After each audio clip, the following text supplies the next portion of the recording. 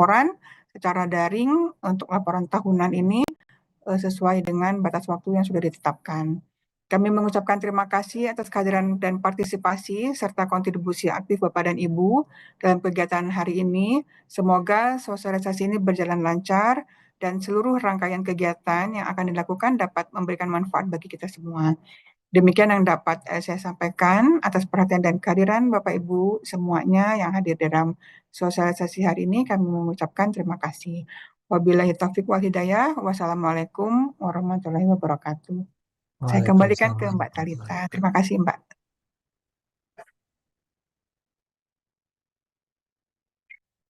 Baik, terima kasih Ibu Erna atas sambutan dan semangatnya untuk kegiatan pada siang hari ini.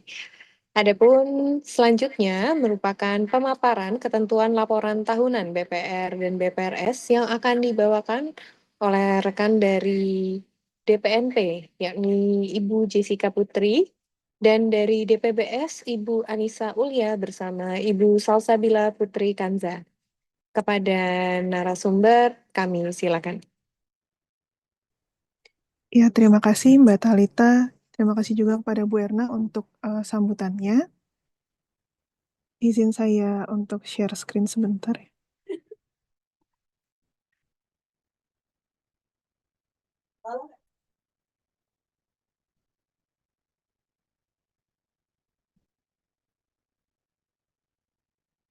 Ya, selamat siang Bapak Ibu BPR dan BPRS.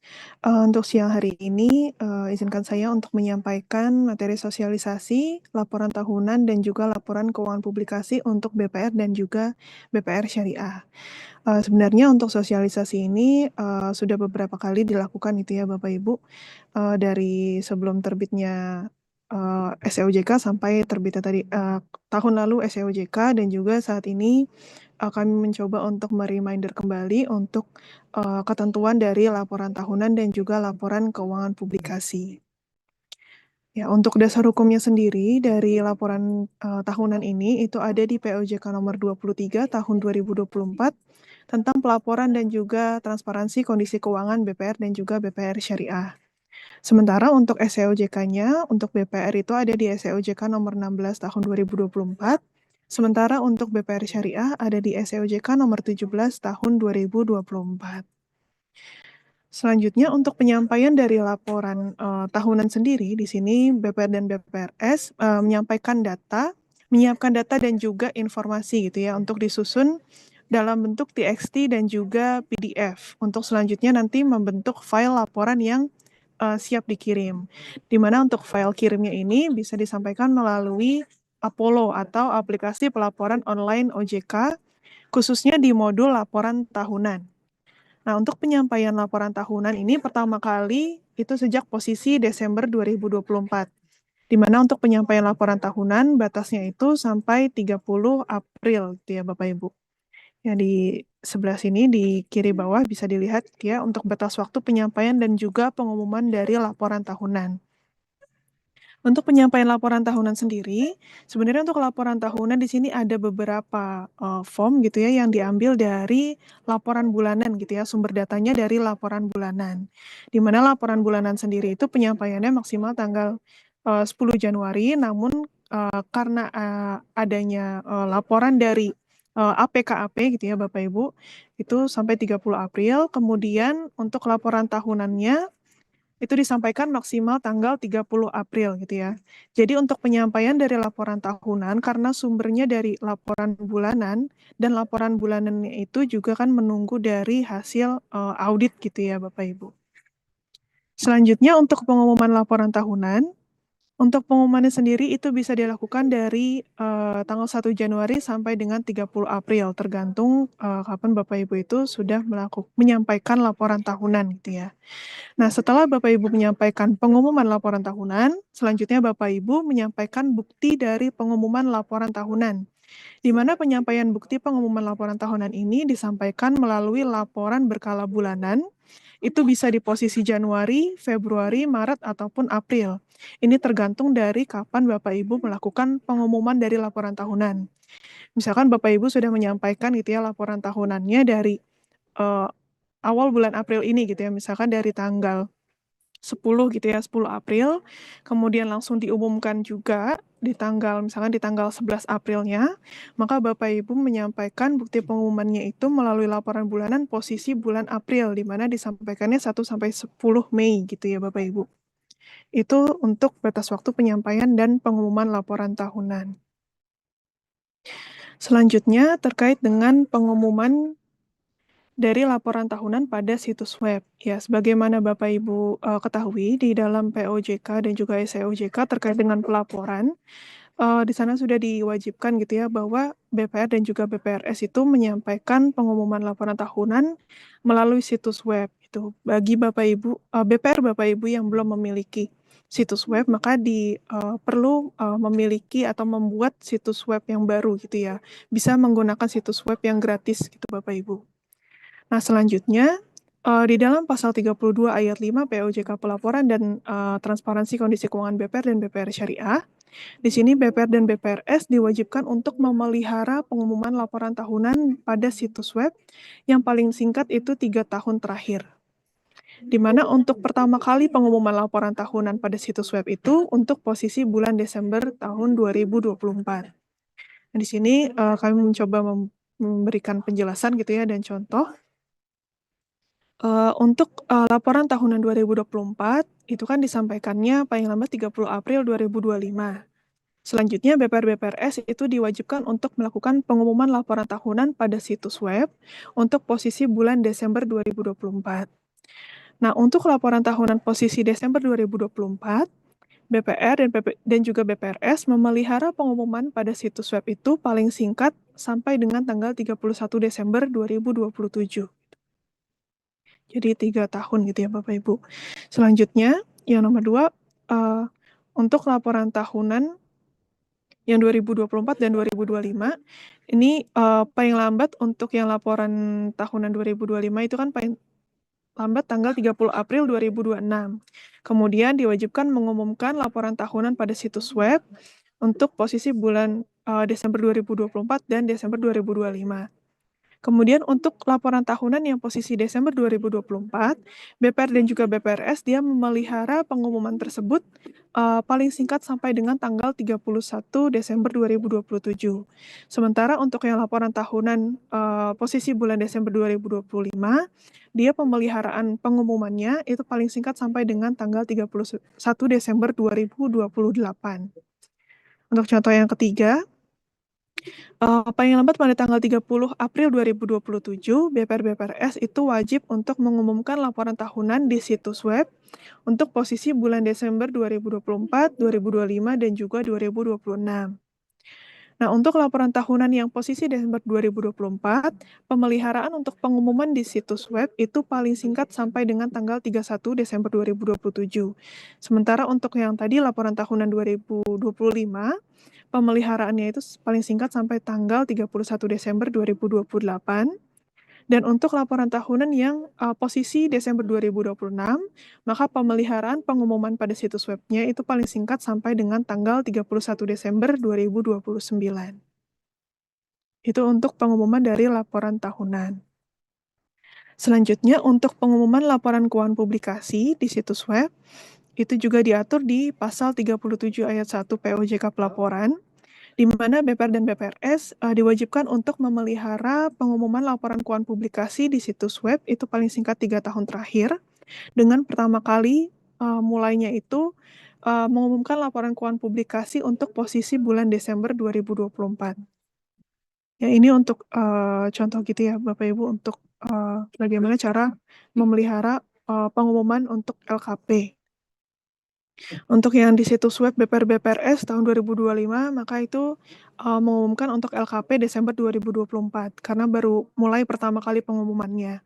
Selanjutnya, untuk yang tahun 2026, di situs web BPR-BPRS itu berarti ada LKP untuk bulan Desember 2024, Maret 2025, Juni 2025, September 2005, dan LKP Desember 2025.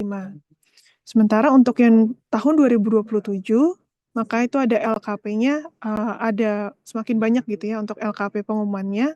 Itu untuk yang Desember 2024, kemudian seluruh yang tahun 2025 dari Maret, Juni, September, Desember, dan juga LKP untuk yang seluruh tahun 2026, yaitu Maret, Juni, September, dan juga Desember. Selanjutnya, tadi kan setelah melakukan pengumuman, maka BPR-BPRS menyampaikan dokumen bukti dari pengumuman LT dan juga LKP. Nah, untuk yang LT sendiri, di sini untuk periode Desember, tadi ya untuk penyampaian LT-nya ini dimisalkan gitu ya. LT posisi Desember, Januari sebenarnya sampai akhir April, cuma di sini diberikan contoh aja gitu ya, misalkan contohnya sampai dia 10 April gitu ya. Kemudian pengumuman LT-nya 1 Januari sampai 30 April, maka penyampaian bukti pengumuman LP-nya itu melalui laporan bulanan posisi Januari, Februari, Maret, atau April, tergantung dari kapan melakukan pengumuman dari laporan tahunan. Selanjutnya untuk LKP, untuk periode Maret, penyampaian LKP-nya itu melalui laporan bulanan posisi Maret yang disampaikan 1 sampai 10 April. Kemudian untuk pengumuman dari LKP-nya itu 1 sampai 30 April. Sementara untuk penyampaian bukti pengumuman dari LKP untuk yang periode Maret itu melalui laporan bulanan posisi April yang disampaikan 1 sampai 10 Mei. Selanjutnya untuk periode Juni, penyampaian LKP-nya melalui laporan bulanan posisi Juni yang disampaikan 1 sampai 10 Juli.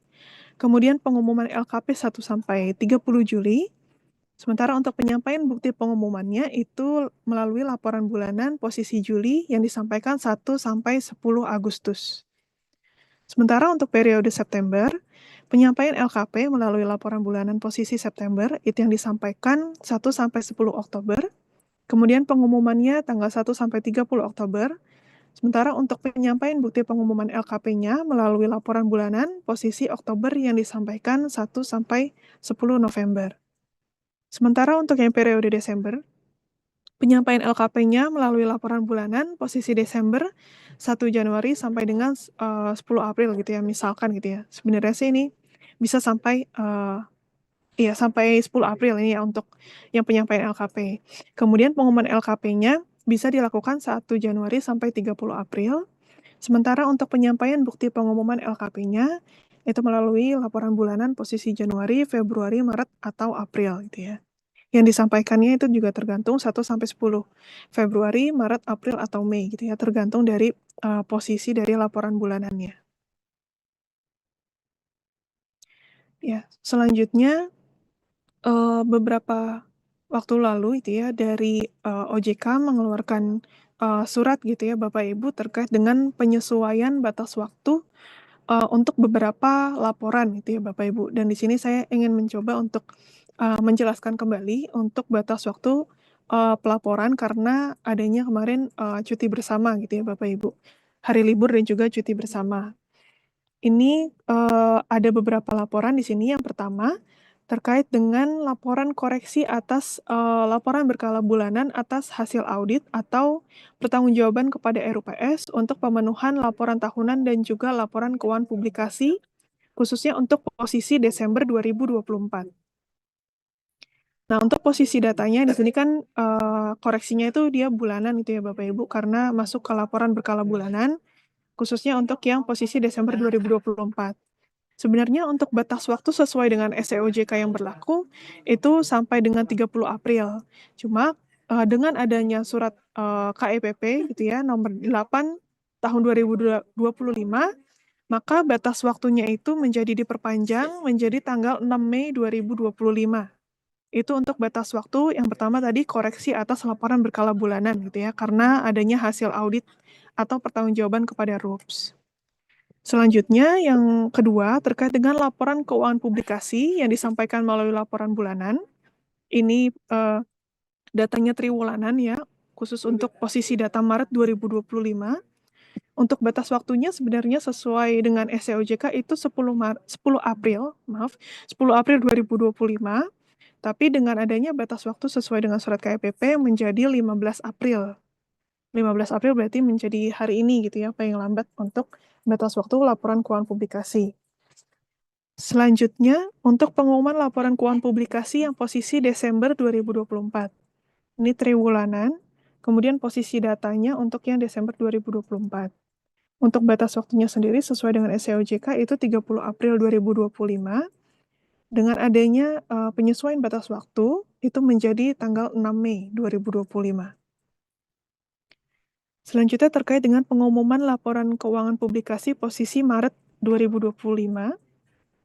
Batas waktunya itu seharusnya kan 30 April 2025, itu menjadi diperpanjang jadi 6 Mei 2025.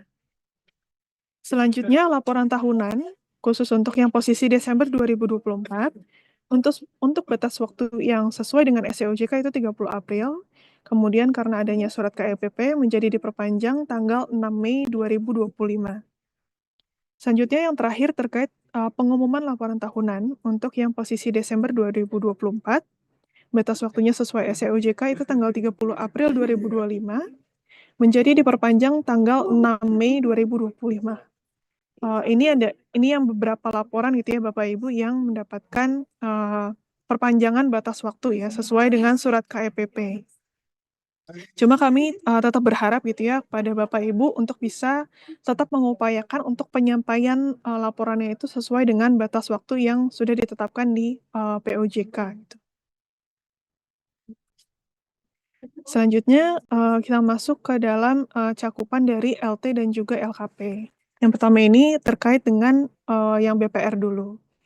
Nah, sebagaimana tadi sudah disampaikan di awal bahwa untuk sumber data dari LT itu berasal dari laporan bulanan dan juga dari laporan tahunan. Di mana kalau untuk laporan bulanan sendiri itu ada beberapa form yang bisa langsung di-generate gitu ya dari laporan bulanan sehingga Bapak Ibu tidak perlu mengisi gitu ya di formnya. Sementara ada juga beberapa form di modul laporan tahunan yang perlu Bapak Ibu isi dan juga menjadi file TXT ataupun PDF gitu ya. Untuk nantinya terakhir menjadi output di laporan tahunan. Nah, untuk muatan laporan tahunan sendiri di sini ada beberapa muatan. Yang pertama itu adalah informasi umum, kemudian laporan keuangan tahunan, kemudian opini akuntan publik dan laporan akuntan publik atas laporan keuangan yang diaudit bagi laporan keuangan tahunan BPR yang diwajibkan untuk diaudit oleh akuntan publik. Kemudian seluruh aspek transparansi dan informasi yang diwajibkan untuk laporan keuangan publikasi. Kemudian yang kelima, seluruh aspek pengungkapan sebagaimana diwajibkan dalam standar akuntansi keuangan yang berlaku dan juga panduan akuntansi BPR. Selanjutnya surat pernyataan direksi dan terakhir adalah laporan transparansi penerapan tata kelola. Ya, sebagaimana di slide sebelumnya di sini ya, di nomor 7 ini kan ada laporan transparansi penerapan tata kelola, di mana sebelumnya laporan transparansi penerapan tata kelola itu masuk ke dalam laporan tata kelola gitu ya, laporan penerapan tata kelola di sini ya Bapak Ibu. Jadi di dalam POJK tata kelola untuk BPR dan BPRS itu ada penyesuaian gitu ya, penyesuaian untuk penyampaian laporan penerapan tata kelola. Bahwa sebelumnya untuk laporan self-assessment dan tadi laporan transparansi tata kelola itu kan jadi satu dan juga sifatnya disampaikannya secara tahunan gitu ya Bapak Ibu, melalui modul tata kelola. Namun untuk selanjutnya, sejak yang posisi Desember 2024, sesuai dengan SEOJK 12 2024, untuk yang penilaian sendiri atau self-assessment itu jadi cakupan laporan pelaksanaan tata kelola yang disampaikannya secara semesteran. Dan penyampaiannya ini untuk yang posisi Desember 2024 dan Juni 2025 itu melalui Apollo modul profil risiko yang disampaikannya dengan upload PDF, dan untuk kedepannya itu yang mulai posisi Desember 2025 itu akan ada Apollo modul tingkat kesehatan gitu ya, modul baru gitu. Untuk sementara ini, untuk yang posisi tadi ya Desember 2024 dan Juni 2025, untuk laporan self-assessment tata kelola itu disampaikan secara semesteran melalui modul profil risiko. Sementara untuk yang tadi laporan transparansi tata kelola, itu menjadi cakupan dari laporan tahunan. Dan pastinya masih sama, disampaikannya juga secara tahunan melalui Apollo modul laporan tahunan. Seperti itu. Jadi kenapa di sini dia ada tambahan cakupan gitu ya Bapak Ibu untuk yang muatan laporan tahunan, ada tambahan terkait dengan laporan transparansi penerapan tata kelola yang tadinya itu berasal dari laporan penerapan tata kelola. Ya, selanjutnya terkait cakupan dari LT-LKP, ini khusus untuk LT dulu. Sebagaimana tadi juga sudah dijelaskan bahwa ada beberapa form yang disampaikan itu sumber datanya itu dari laporan berkala bulanan, gitu ya. Sehingga nanti Bapak Ibu tidak perlu mengisi lagi di modul laporan tahunan. Jadi langsung bisa tergenerate gitu ya dari laporan berkala bulanan. Namun ada beberapa form yang Bapak Ibu itu harus isi di modul laporan tahunan seperti riwayat pendirian BPR, penjelasan NPL, gitu ya Bapak Ibu, ini bisa dilihat juga di dalam slide ini. Kalau sumber datanya dari laporan tahunan, maka Bapak Ibu perlu mengisi langsung di modul laporan tahunan.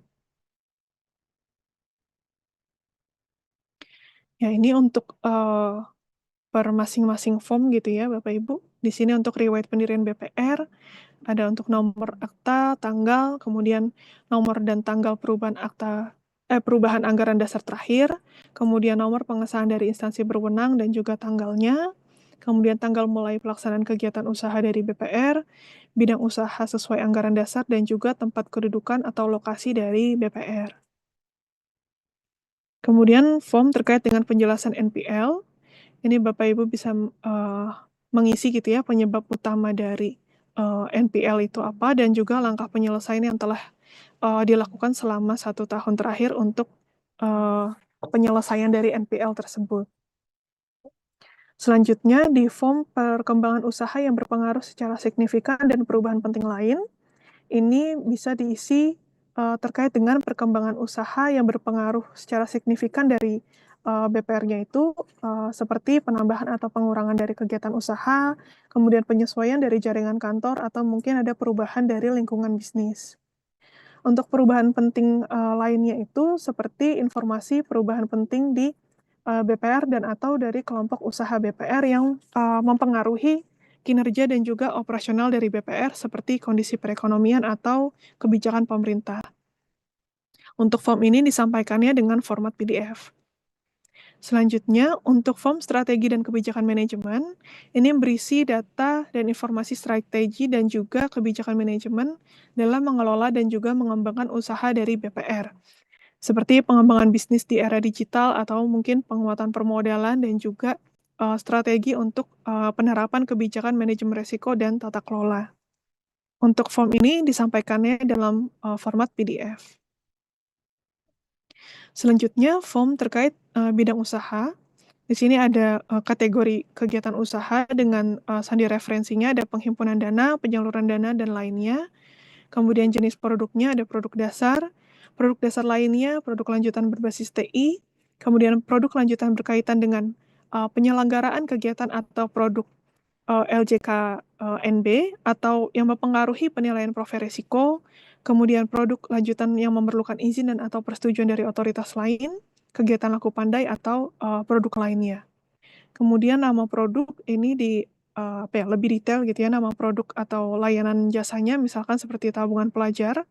Kemudian uraian ini uraian lebih lanjut lagi terkait dengan produk atau kegiatan usaha yang dimiliki oleh BPR. Misalkan produk atau kegiatan usaha ini dimulai dari kapan, kemudian detail lebih lanjut mengenai proses atau mungkin prosedur dari kegiatan usaha atau produk tersebut. Selanjutnya di form teknologi informasi, ini berisi data dan atau informasi penyelenggaraan dari TI, seperti kerjasama dengan PJTI, sistem yang digunakan untuk pengembangan produk dan layanan dari BPR, dan sebagainya gitu ya. Untuk yang form ini itu disampaikan dalam format PDF. Selanjutnya untuk form perkembangan dan target pasar, ini berisi data dan juga informasi perkembangan dan juga target pasar, antara lain pertumbuhan dari masing-masing jenis produk dan layanannya, peningkatan penghimpunan dana, penyaluran dana, sektor ekonomi atau jenis kredit yang diberikan. Untuk form ini disampaikan dalam format PDF. Selanjutnya, form kerjasama BPR dengan bank, LJK lain, atau lembaga lain, ini bentuknya TXT nantinya. Itu ada kolom nama bank, LJK lain atau lembaga lain, kemudian sandi bank atau NPWP, jenis kerjasamanya dengan bank atau LJK lain seperti apa, uraian kerjasama, dan juga tanggal mulai kerjasamanya. Kemudian form pengembangan sumber daya manusia untuk yang kegiatan pengembangan, ini bentuknya nanti TXT. Di sini ada kolom kegiatan pengembangan selama setahun terakhir itu dijabarkan apa saja, kemudian tanggal pelaksanaannya kapan dilakukan, pihak pelaksananya juga apakah dari internal atau mungkin dari eksternal BPR atau mungkin ada kerjasama gitu ya antara internal dan juga pihak ketiga. Kemudian kategori peserta dari internal BPR-nya siapa saja, jumlah pesertanya berapa, dan juga uraian kegiatannya seperti apa. Apakah bentuknya seperti apa, workshop atau seminar seperti itu. Selanjutnya, form laporan akuntan publik. Di sini berisi untuk laporan akuntan publik atas laporan keuangan yang diaudit, yang memuat untuk seluruh aspek transparansi dan juga informasi yang diwajibkan dalam laporan keuangan. Nah, untuk yang form laporan akuntan publik ini nanti disampaikan dalam format PDF. Selanjutnya, form opini dari akuntan publik ini nanti bentuknya TXT, itu berisi opini akuntan publik dan juga nama akuntan publik.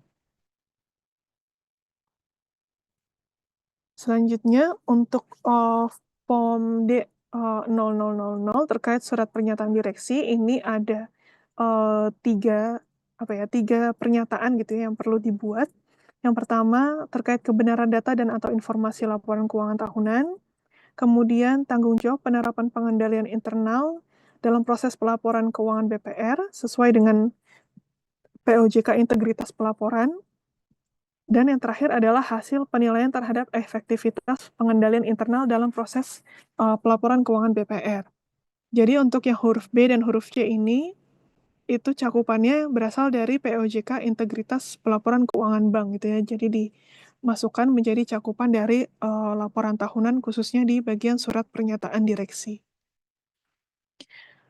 Selanjutnya, untuk yang di form surat pernyataan direksi ini nanti bentuknya PDF gitu ya, upload PDF. Selanjutnya untuk form ringkasan hasil penilaian sendiri atau self-assessment dari pelaksanaan tata kelola. Ini nanti bentuknya TXT dengan isiannya alamat, kemudian nomor telepon, penjelasan umum atas hasil penilaian sendiri tata kelola, kemudian peringkat komposit, dan juga terakhir adalah penjelasan dari peringkat komposit hasil penilaian sendiri tata kelola. Selanjutnya, untuk form pelaksanaan tugas dan tanggung jawab anggota direksi, di sini juga sebenarnya untuk yang form terkait dengan laporan transparansi tata kelola itu tidak banyak mengalami perubahan dari form sebelumnya gitu ya Bapak Ibu. Cuma ini karena sudah dijadikan online daring gitu ya, jadi kami membuat ada beberapa yang formnya itu bentuknya nantinya akan menjadi TXT seperti itu. Nah, untuk yang pelaksanaan tugas dan tanggung jawab anggota direksi, di sini ada kolom nomor, nama, NIK, jabatan, dan juga tugas tanggung jawab dari direksi. Untuk NIK nanti tidak akan keluar di output, ini tugas dan tanggung jawab dari masing-masing direksi. Dan di bagian footernya nanti akan ada tindak lanjut rekomendasi hasil pengawasan dari Dewan Komisaris. Jadi dari hasil pengawasan Dewan Komisaris, apa saja tindak lanjut yang sudah dilakukan oleh direksi. Selanjutnya untuk form pelaksanaan tugas dan tanggung jawab anggota Dewan Komisaris, ini juga hampir sama dengan yang direksi. Ada kolom nomor, nama, NIK, jabatan, dan juga tugas tanggung jawab. Yang membedakan di sini, di footernya ada rekomendasi kepada direksi. Selanjutnya, form terkait dengan tugas, tanggung jawab, program kerja, dan realisasi program kerja komite. Di sini dijabarkan ya untuk beberapa komite, kemudian tugas tanggung jawabnya seperti apa, program kerja selama setahun, dan juga realisasinya, serta jumlah rapat dari komite. Nah, bagaimana untuk BPR yang tidak diwajibkan untuk memiliki komite, berarti ini bisa langsung saja melaporkan header-nya saja gitu ya Bapak Ibu, untuk yang dari form komite ini. Selanjutnya untuk yang form struktur keanggotaan, keahlian, dan independensi dari anggota komite, ini ada NIK, nama, keahlian dari anggota komite, kemudian ini komitenya apa, kemudian apakah komite tersebut masuk ke pihak independen atau tidak. Ini juga sama, kalau misalkan BPR-nya dia tidak diwajibkan untuk memiliki komite, ini bisa menyampaikan header-nya saja. Selanjutnya, form terkait kepemilikan saham anggota direksi dan dewan komisaris. Di sini ada kolom NIK, kemudian nama anggota direksi dewan komisaris, nominal dari kepemilikan saham, dan juga persentase kepemilikan. Kemudian nominal dari tahun sebelumnya, dan juga persentase kepemilikan dari tahun sebelumnya. Selanjutnya, untuk form kepemilikan saham anggota direksi, dewan komisaris, dan pemegang saham pada kelompok usaha BPR. Di sini ada kolom NIK, kemudian kolom nama, kemudian kolom nama perusahaan dalam kelompok usaha BPR, persentase kepemilikan, dan juga persentase kepemilikan pada tahun sebelumnya. Kalau misalkan memang anggota direksi, dewan komisaris, atau pemegang sahamnya itu dia tidak punya kepemilikan di kelompok usaha BPR, maka itu tidak perlu diisi, jadi langsung mengirimkan header-nya saja, gitu Bapak Ibu. Selanjutnya, untuk form kepemilikan saham anggota direksi dan anggota dewan komisaris pada perusahaan lain, ini juga sama, ada kolom NIK, nama anggota direksi dewan komisaris, sandi bank lain, nama perusahaan lain, dan juga persentase kepemilikannya. Selanjutnya, untuk form hubungan keuangan anggota direksi, dewan komisaris, dan juga pemegang saham pada BPR. Di sini ada kolom NIK, kemudian nama anggota direksi, kemudian hubungan keuangan dengan anggota direksi lain, atau mungkin dengan anggota dewan komisaris atau pemegang saham. Juga sama untuk yang kolom dewan komisaris dan pemegang saham juga sama gitu ya pengisiannya. Nah, untuk contohnya sendiri untuk form ini, misalkan ada saudara A, dia sebagai direktur bisnis gitu ya, memberikan pinjaman dalam bentuk uang kepada saudara B yang sebagai pemegang saham. Nah, untuk karena saudara A, direktur ini dia memberikan pinjaman kepada pemegang saham, maka itu termasuk ke dalam hubungan keuangan yang perlu dilaporkan gitu. Jadi bisa nanti di sini diisi NIK dari anggota direksi, kemudian nama anggota direksinya tadi saudara A, kemudian hubungan keuangannya dengan pemegang saham gitu ya. Berarti dia hubungannya pemegang saham dengan pemegang saham itu memberikan pinjaman seperti itu. Kalau misalkan lebih dari satu, bisa diisi untuk baris berikutnya. Selanjutnya, form hubungan keluarga anggota direksi, dewan komisaris, dan pemegang saham pada BPR. Ini diisi NIK, kemudian nama, dan juga hubungan keluarga. Apakah untuk nama anggota direksi, kemudian punya hubungan keluarga dengan anggota direksi lain, atau mungkin dengan dewan komisaris, atau dengan pemegang saham. Sama juga dengan yang dewan komisaris dan juga pemegang saham. Untuk pengisiannya juga sama. Selanjutnya, form paket atau kebijakan remunerasi dan fasilitas lain bagi direksi dan dewan komisaris yang ditetapkan berdasarkan RUPS. Ini sudah dijabarkan gitu ya untuk jenis remunerasinya apa saja, dan itu dalam 1 tahun. Misalkan untuk direksi jumlah orangnya ada berapa, kemudian jumlah keseluruhan misalkan untuk gaji dalam 1 tahun itu berapa. Untuk dewan komisaris juga sama, misalkan jumlah orangnya dia ada 2, kemudian jumlah keseluruhan gaji dalam 1 tahun untuk 2 orang itu ada berapa totalnya. Dan juga untuk yang tunjangan sampai dengan remunerasi lainnya. Nanti terakhir total remunerasinya di total untuk jumlahnya. Selain remunerasi juga ada jenis fasilitas lain, seperti perumahan, transportasi, asuransi, dan juga fasilitas lain. Nanti juga di total untuk fasilitas lainnya, dan yang terakhir adalah total remunerasi dan fasilitas lain. Selanjutnya terkait dengan form rasio gaji tertinggi dan gaji terendah. Di sini ada beberapa rasio gitu ya. Yang pertama untuk rasio gaji pegawai yang tertinggi dan gaji pegawai yang terendah. kemudian rasio gaji anggota direksi yang tertinggi dan gaji anggota direksi yang terendah. Selanjutnya, rasio gaji anggota Dewan Komisaris yang tertinggi dan gaji anggota Dewan Komisaris yang terendah. Kemudian, rasio gaji anggota direksi yang tertinggi dan gaji anggota Dewan Komisaris yang tertinggi. Dan yang terakhir, rasio gaji anggota direksi yang tertinggi dan gaji pegawai yang tertinggi. Untuk contoh perhitungan perbandingan dari rasio gajinya, misalkan untuk yang ini ya, rasio gaji pegawai tertinggi dan gaji pegawai yang terendah. Misalkan gaji pegawai yang tertinggi ini 600 juta gitu ya, ini dalam 1 tahun. Kemudian gaji pegawai yang terendah itu 450 juta. Kemudian perbandingannya, rasionya itu adalah 1,33 banding 1. Maka nantinya di dalam sistem pelaporan, di mana Bapak Ibu itu menginput gitu ya angkanya, maka BPR itu menginput 1,33 ini aja. Ini yang angka yang nanti diinput di dalam modul laporan tahunannya. Selanjutnya untuk form pelaksanaan rapat Dewan Komisaris dalam 1 tahun. Di sini ada kolom tanggal rapat, kemudian jumlah peserta, dan juga topik atau materi dari pembahasan rapat Dewan Komisaris. Selanjutnya untuk form kehadiran anggota Dewan Komisaris, ini ada NIK dan juga nama Dewan Komisaris, frekuensi kehadirannya dalam bentuk fisik maupun juga telekonferensi, dan juga tingkat kehadiran dari anggota Dewan Komisaris dalam persentase. Selanjutnya, form jumlah penyimpangan internal.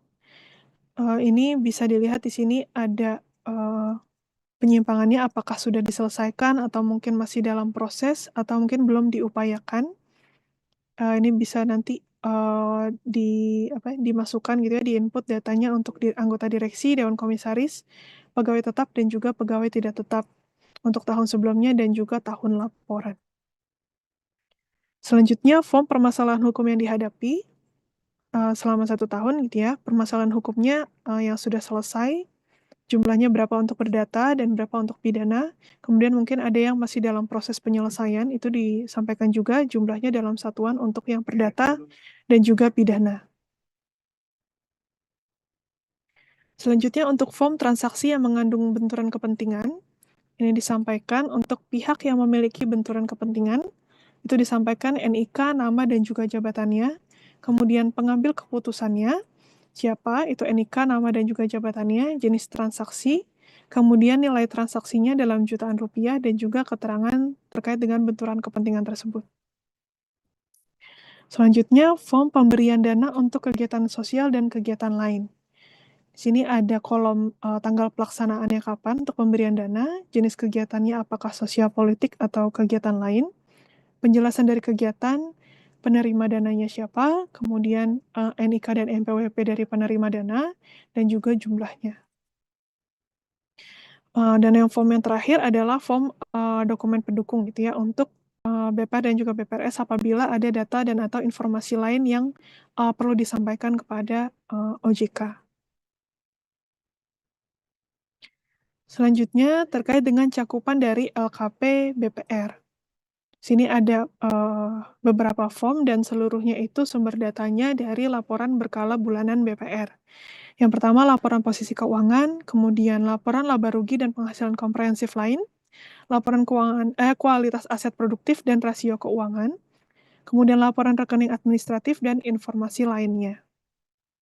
Sebenarnya untuk formnya ini dia hanya ada sedikit beberapa penambahan pos dan juga penyesuaian labeling saja gitu ya.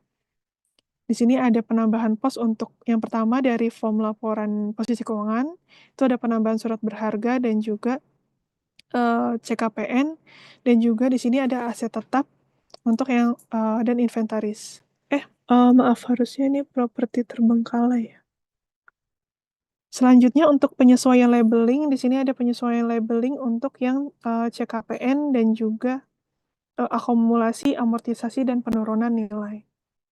Itu untuk yang di form laporan posisi keuangan.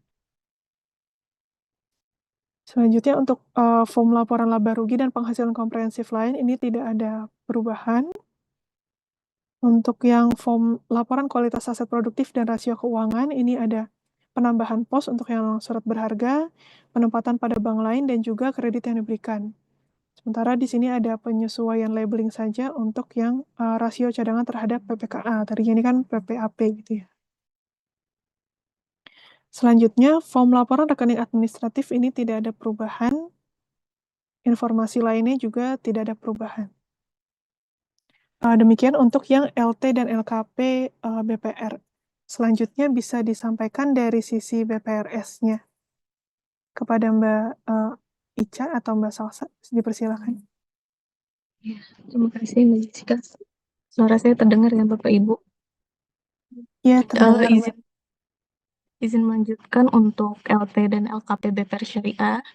Jadi seperti telah dijelaskan oleh Mbak Jessica sebelumnya ya, kalau untuk laporan tahunan ini memang outputnya data dan informasinya diperoleh dari laporan bulanan dan laporan tahunan. Jadi beberapa informasi tetap harus Bapak Ibu laporkan di laporan tahunan, namun beberapa informasi sudah dapat diperoleh dari laporan bulanan yang Bapak Ibu sampaikan untuk posisi Desember. Untuk muatan laporannya kurang lebih sebenarnya muatannya secara garis besar sama dengan yang disampaikan oleh BPR. Ada informasi umum, kemudian laporan keuangan tahunan, kemudian ada opini akuntan publik dan laporan akuntan publik, ada aspek transparansi dan informasi yang diwajibkan untuk laporan keuangan publikasi, kemudian seluruh aspek pengungkapan, sebagaimana diwajibkan dalam standar akuntansi keuangan yang berlaku bagi BPR Syariah. Kemudian ada surat pernyataan direksi dan laporan transparansi penerapan tata kelola. Mungkin yang spesifik dilaporkan untuk BPR Syariah dalam hal ini pada laporan keuangan tahunan itu ada tambahan 2 laporan ya Bapak Ibu, yaitu laporan sumber dan penyaluran dana zakat dan wakaf, serta laporan sumber dan penggunaan dana kebajikan.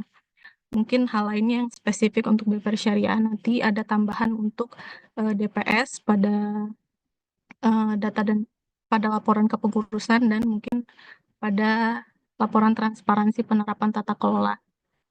Selanjutnya berikut untuk list daftar form untuk laporan tahunan BPR Syariah. Di sini untuk daftar form ini juga sudah ada di SEOJK-nya ya Bapak Ibu, dapat dilihat detailnya di SEOJK. Untuk di sini kami sudah membedakan untuk form yang dilaporkan di laporan tahunan adalah laporan yang kami highlight hijau. Itu ada riwayat pendirian BPR Syariah, kemudian ada penjelasan tentang NPF, kemudian laporan perkembangan usaha yang berpengaruh secara signifikan dan perubahan penting lain, ada laporan strategi dan kebijakan manajemen, dan laporan lain yang nanti untuk detail performnya akan kami coba jelaskan juga. Selanjutnya, ini juga bisa Bapak Ibu lihat nanti pada tayangan atau pada SEOJK-nya ya Bapak Ibu. Kemudian selanjutnya, baik ini untuk isian detail performnya yang harus dilaporkan untuk laporan tahunan BPR Syariah. Yang pertama ada laporan, ada form A0301 untuk riwayat pendirian BPR Syariah. Jadi yang dilaporkan adalah data atau informasi terkait nomor akta pendirian BPR Syariah, kemudian tanggal akta pendiriannya, nomor perubahan anggaran dasar terakhirnya, juga tanggalnya, kemudian ada nomor pengesahan dari instansi yang berwenang beserta tanggal pengesahannya, kemudian ada tanggal mulai pelaksanaan kegiatan usaha BPR Syariah, kemudian ada informasi bidang usaha sesuai anggaran dasar serta tempat kedudukan BPR Syariah. Selanjutnya untuk form A0304 terkait penjelasan NPF, di sini Bapak Ibu dapat mengisikan penyebab utama, jadi diuraikan penyebab utama terjadinya NPF, kemudian langkah penyelesaian yang telah dilakukan BPR Syariah dalam periode 1 tahun untuk mengatasi NPF yang terjadi pada BPR Syariah Bapak Ibu. Ini dapat berupa misalnya restrukturisasi pembiayaan atau perbaikan kinerja internal BPR Syariah yang telah Bapak Ibu lakukan. Kemudian selanjutnya itu ada form A0305 terkait perkembangan usaha yang berpengaruh secara signifikan dan perubahan penting lainnya. Untuk form ini disampaikan dalam bentuk PDF Bapak Ibu, yang dilaporkan yaitu terkait perkembangan usaha yang berpengaruh secara signifikan terhadap BP Syariah. Ini antara lain bisa penambahan atau pengurangan kegiatan usaha, penyusunan jaringan kantor, atau perubahan target pasar BP Syariah Bapak Ibu. Dan perubahan penting lain antara lain misalnya informasi terkait kelompok usaha BP Syariah atau hal lain yang mempengaruhi kinerja dan operasional BP Syariah. Selanjutnya, untuk form A0400 terkait strategi kebijakan manajemen, ini juga disampaikan dalam bentuk PDF Bapak Ibu. Jadi form ini berisi data atau informasi strategi dan kebijakan manajemen dalam mengelola dan mengembangkan usaha BP Syariah. Ini antara lain bisa berisi strategi pengembangan bisnis di era digital yang dilakukan BPRS. Kemudian selanjutnya itu form A0502 terkait bidang usaha. Jadi yang dilaporkan adalah data atau informasi terkait kegiatan usaha BP Syariah. Di sini ada kolom kategori kegiatan usaha dirinci atas 3, yaitu penghimpunan dana, penyaluran dana, atau layanan lainnya. Kemudian diisikan juga jenis produknya, apakah produk dasar lainnya, produk lanjutan berbasis TI, kemudian ada produk lanjutan berkaitan dengan penyelenggaraan kegiatan usaha atau produk LJKNB yang mempengaruhi penilaian profil risiko. Kemudian ada produk lanjutan yang memerlukan izin dan atau persetujuan dari otoritas lain. Ini diisi sandi 05. Kemudian ini sepertinya kurang satu. Harusnya ada juga jenis produk untuk kegiatan laku pandai di sandi 06. Kemudian ada jenis produk lainnya di sandi 99. Kemudian Bapak Ibu dapat mengisikan nama produk, layanan, jasa, dan atau kegiatan lainnya pada kolom nama produk. Kemudian ada kolom uraian yang dilaporkan dalam kolom ini itu keterangan lebih lanjut terkait produk di BPR Syariah Bapak Ibu. Bisa antara lain tanggal pelaksanaan produknya atau target pasarnya, kemudian atau keunggulan dari produk BPR Syariah Bapak Ibu. Kemudian untuk form A0503 terkait teknologi informasi, form ini juga disampaikan dalam bentuk PDF Bapak Ibu. Jadi berisikan data atau informasi terkait penyelenggaraan TI. Ini antara lain kerjasama dengan PJTI, sistem yang digunakan dalam mendukung perkembangan produk di BPR Syariah Bapak Ibu, kemudian upaya digitalisasi dalam kegiatan operasional BPR Syariah, dan upaya pengamanan dalam penyelenggaraan TI yang dilakukan BPR Syariah. Kemudian selanjutnya, ini form A0505 terkait perkembangan dan target pasar. Ini juga formnya diisikan dalam bentuk PDF Bapak Ibu. Jadi, berisikan data dan atau informasi perkembangan dan target pasar. Ini antara lain diuraikan terkait pertumbuhan masing-masing jenis produk dan layanan, peningkatan penghimpunan dana, penyaluran dana, sektor ekonomi, atau jenis pembiayaan disertai akad yang diberikan. Kemudian untuk form A0507 ini bentuknya isian atau TXT,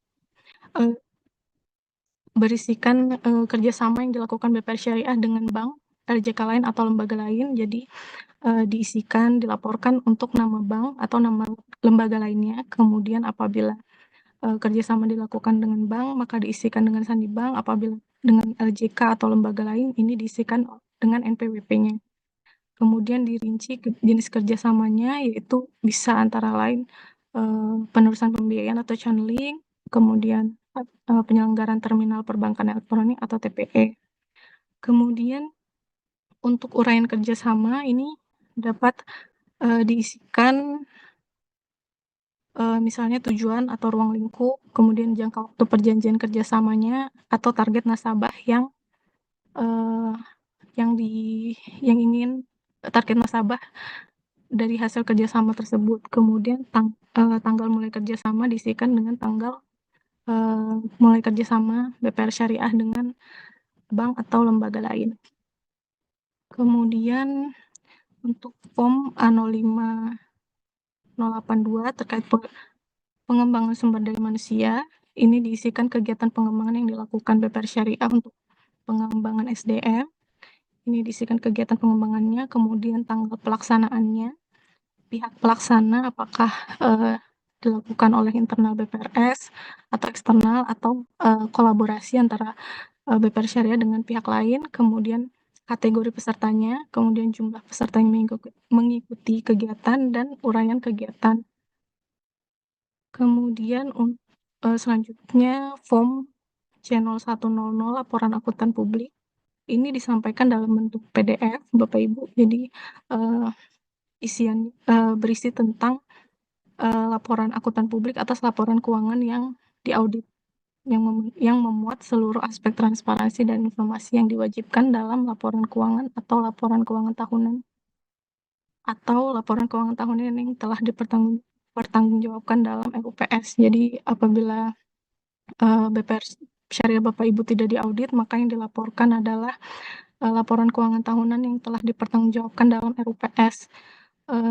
Cakupannya untuk laporan akuntan publik ini ada CLK atau catatan atas laporan keuangan, kemudian aspek pengungkapan disclosure-nya, kemudian ada surat komentar atau manajemen letter. Selanjutnya, untuk form C0200 ini opini akuntan publik. Jadi diisikan apabila BPR Syariah Bapak Ibu wajib untuk diaudit, maka di sini diisikan opini dari akuntan publik, kemudian nama akuntan publiknya. Dalam hal tidak diwajibkan untuk diaudit, maka Bapak Ibu dapat mengosongkan mengosongkan form ini. Nah, tadi mungkin saya sempat lihat di Q&A ada yang bertanya di template-nya kenapa tidak ada untuk form ini. Jadi untuk opini dari akuntan publik ini dapat Bapak Ibu isikan data itu informasinya pada form A0301 di riwayat pendirian BPR Syariah. Jadi nanti diisikan di form 0301, namun outputnya tetap akan ditampilkan dalam bentuk form C0200 ini. Kemudian untuk selanjutnya form E00 ini surat pernyataan direksi, jadi meliputi 3 pernyataan.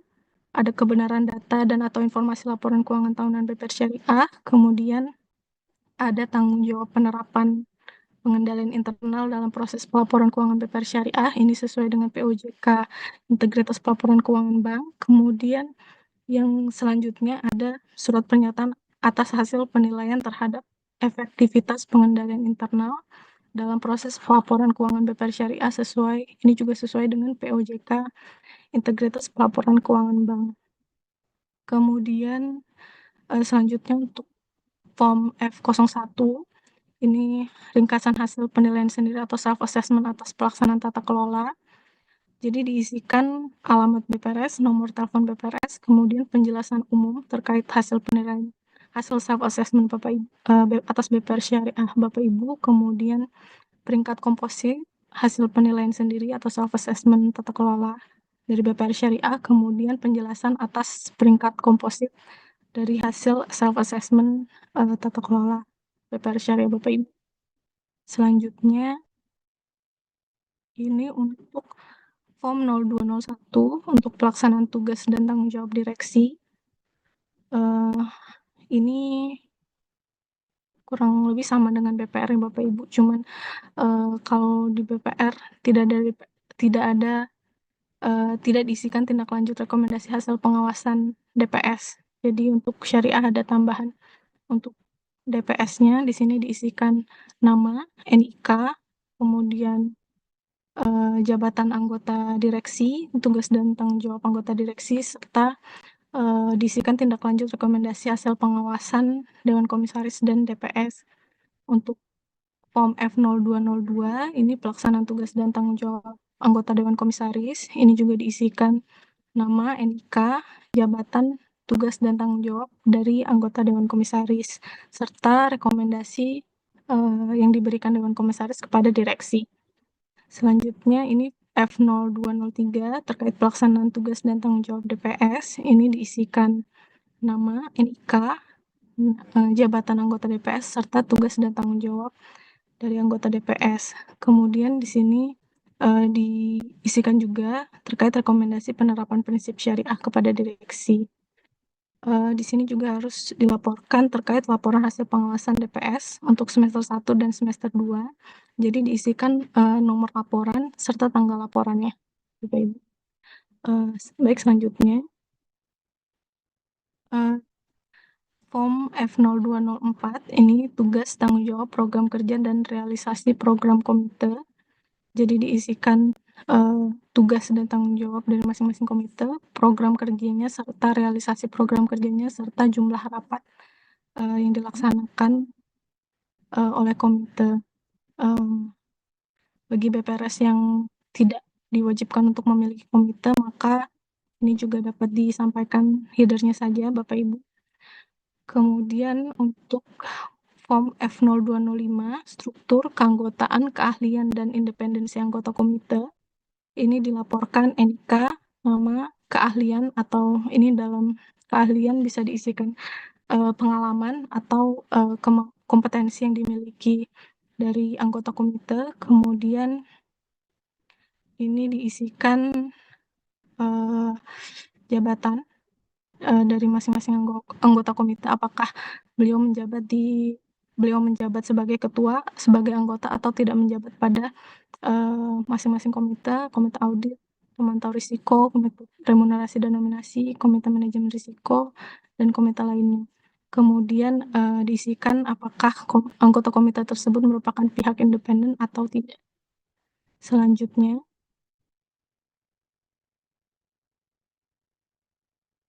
ini Form F0301 terkait kepemilikan saham anggota direksi, Dewan Komisaris, dan anggota DPS pada BPR Syariah.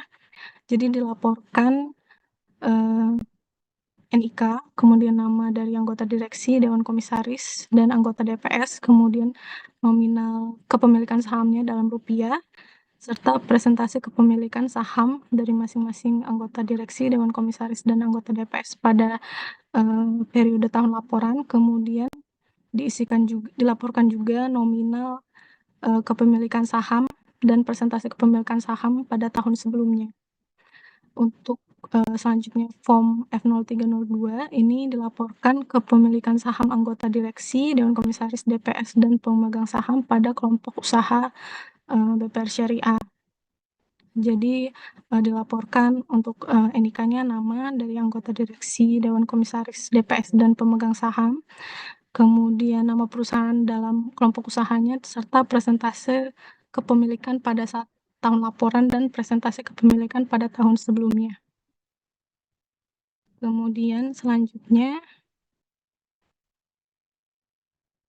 ini Form 0303 terkait kepemilikan saham anggota direksi, anggota Dewan Komisaris, dan anggota DPS pada perusahaan lain. Jadi dilaporkan NIK, nama anggota direksi, anggota Dewan Komisaris, dan anggota DPS, kemudian sandi dalam hal kepemilikannya pada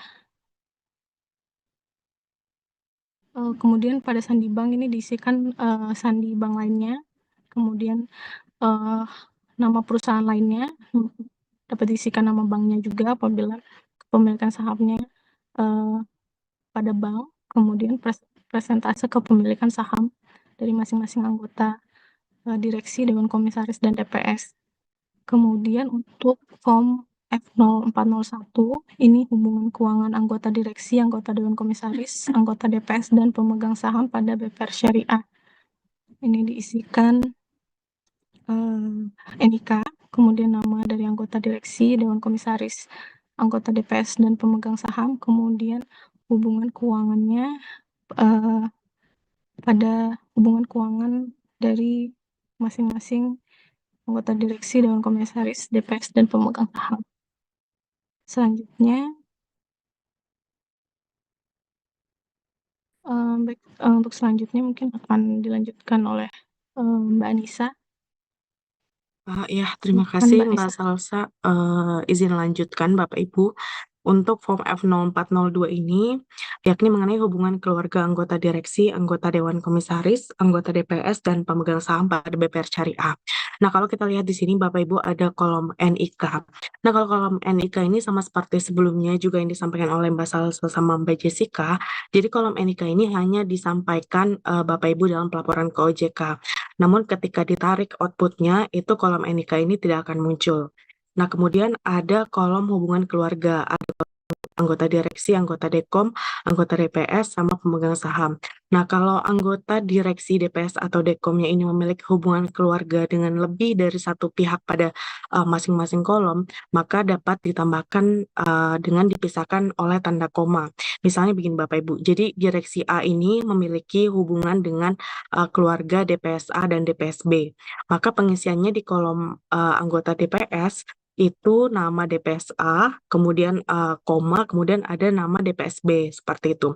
Nah, namun dalam hal tidak terdapat hubungan keluarga, maka diisi dengan tidak ada, jadi tetap wajib diisi ya Bapak Ibu. Nah, kemudian ada form F0501, ini mengenai rangkap jabatan anggota DPS.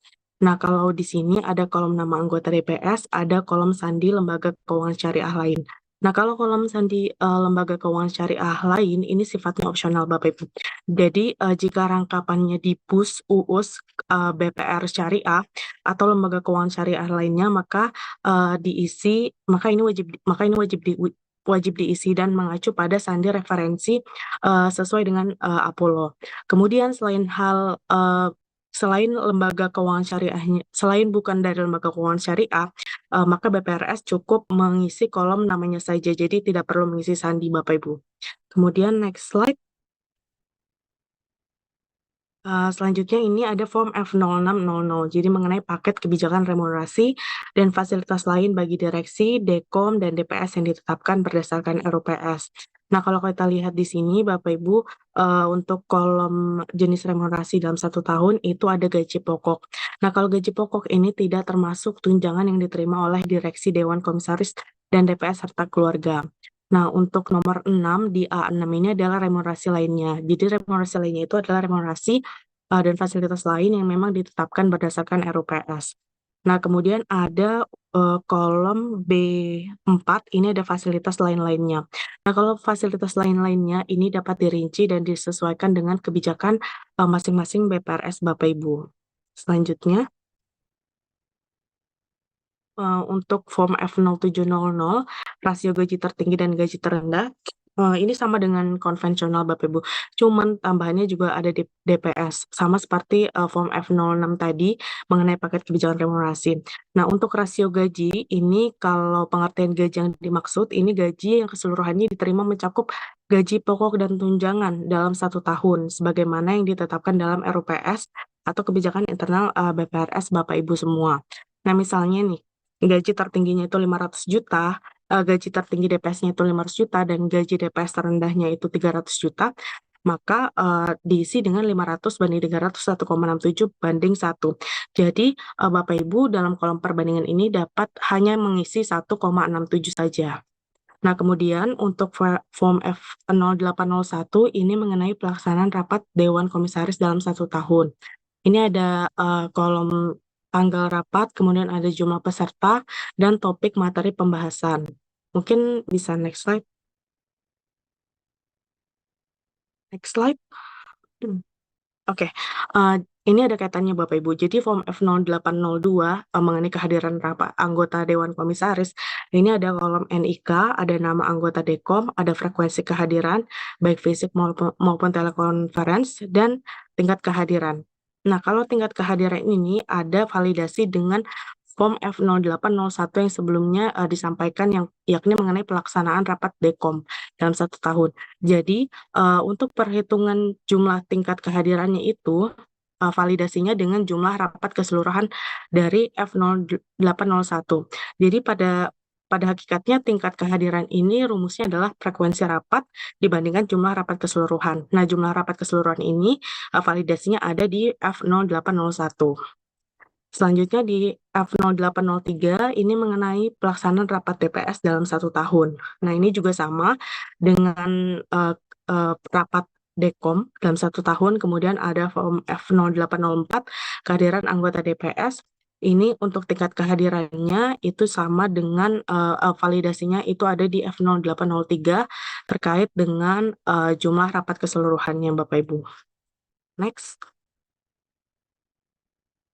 Selanjutnya di F0900 itu ada jumlah penyimpangan internal. Jadi untuk yang membedakan di sini juga ada anggota DPS. Nah, untuk jumlah penyimpangan internal dalam 1 tahun itu dalam proses penyelesaian itu kalau Bapak Ibu lihat di dalam proses penyelesaian itu adalah penyimpangan internal yang belum diselesaikan sebelumnya sampai dengan tahun laporan. Nah, kemudian ada bintang 3 di sini ada belum diupayakan penyelesaiannya, ini penyimpangan internal yang masih dalam proses penelitian. Nah, kemudian di F0900 ini ada footer keterangan Bapak Ibu. Jadi untuk di bagian keterangan, Bapak Ibu dapat menjelaskan mengenai upaya dan penyelesaian penyimpangan internal oleh BPRS Bapak Ibu. Nah, kemudian dalam hal terdapat penyimpangan internal tadi yang dalam proses penyelesaian sama belum diupayakan, ini di kolom keterangan juga Bapak Ibu dapat jelaskan prosesnya sudah sampai mana dan upayanya juga sampai mana. Kemudian di form F1000 itu ada permasalahan hukum yang dihadapi. Nah, kalau permasalahan hukum yang dihadapi, ini juga di bagian keterangan footer juga Bapak Ibu perlu menjelaskan apa saja upaya penyelesaian permasalahan hukum yang dilakukan. Nah, untuk kolom permasalahan hukumnya itu ada 2, ada yang telah selesai dan ada yang dalam proses penyelesaian. Nah, untuk jumlahnya itu juga dibagi menjadi 2 lagi, perdatanya berapa, kasus pidananya berapa. Kemudian next. Untuk F1100 Bapak Ibu, ini ada transaksi yang mengandung benturan kepentingan. Nah, kalau transaksi yang mengandung benturan kepentingan, ini ada kolom pihak yang memiliki benturan kepentingan dan ada kolom pengambil keputusan. Dan ada kolom jenis transaksi, terus nilai transaksinya ini berapa, dinyatakan dalam jutaan rupiah, serta keterangan. Nah, kalau kolom keterangan, ini Bapak Ibu dapat isi mengenai kesesuaian dan atau ketidaksesuaian transaksi dengan ketentuan internal BPRS Bapak Ibu. Kemudian di keterangan ini juga Bapak Ibu dapat isi mengenai keterkaitan antara pihak yang memiliki benturan kepentingan dengan pihak pengambil keputusan.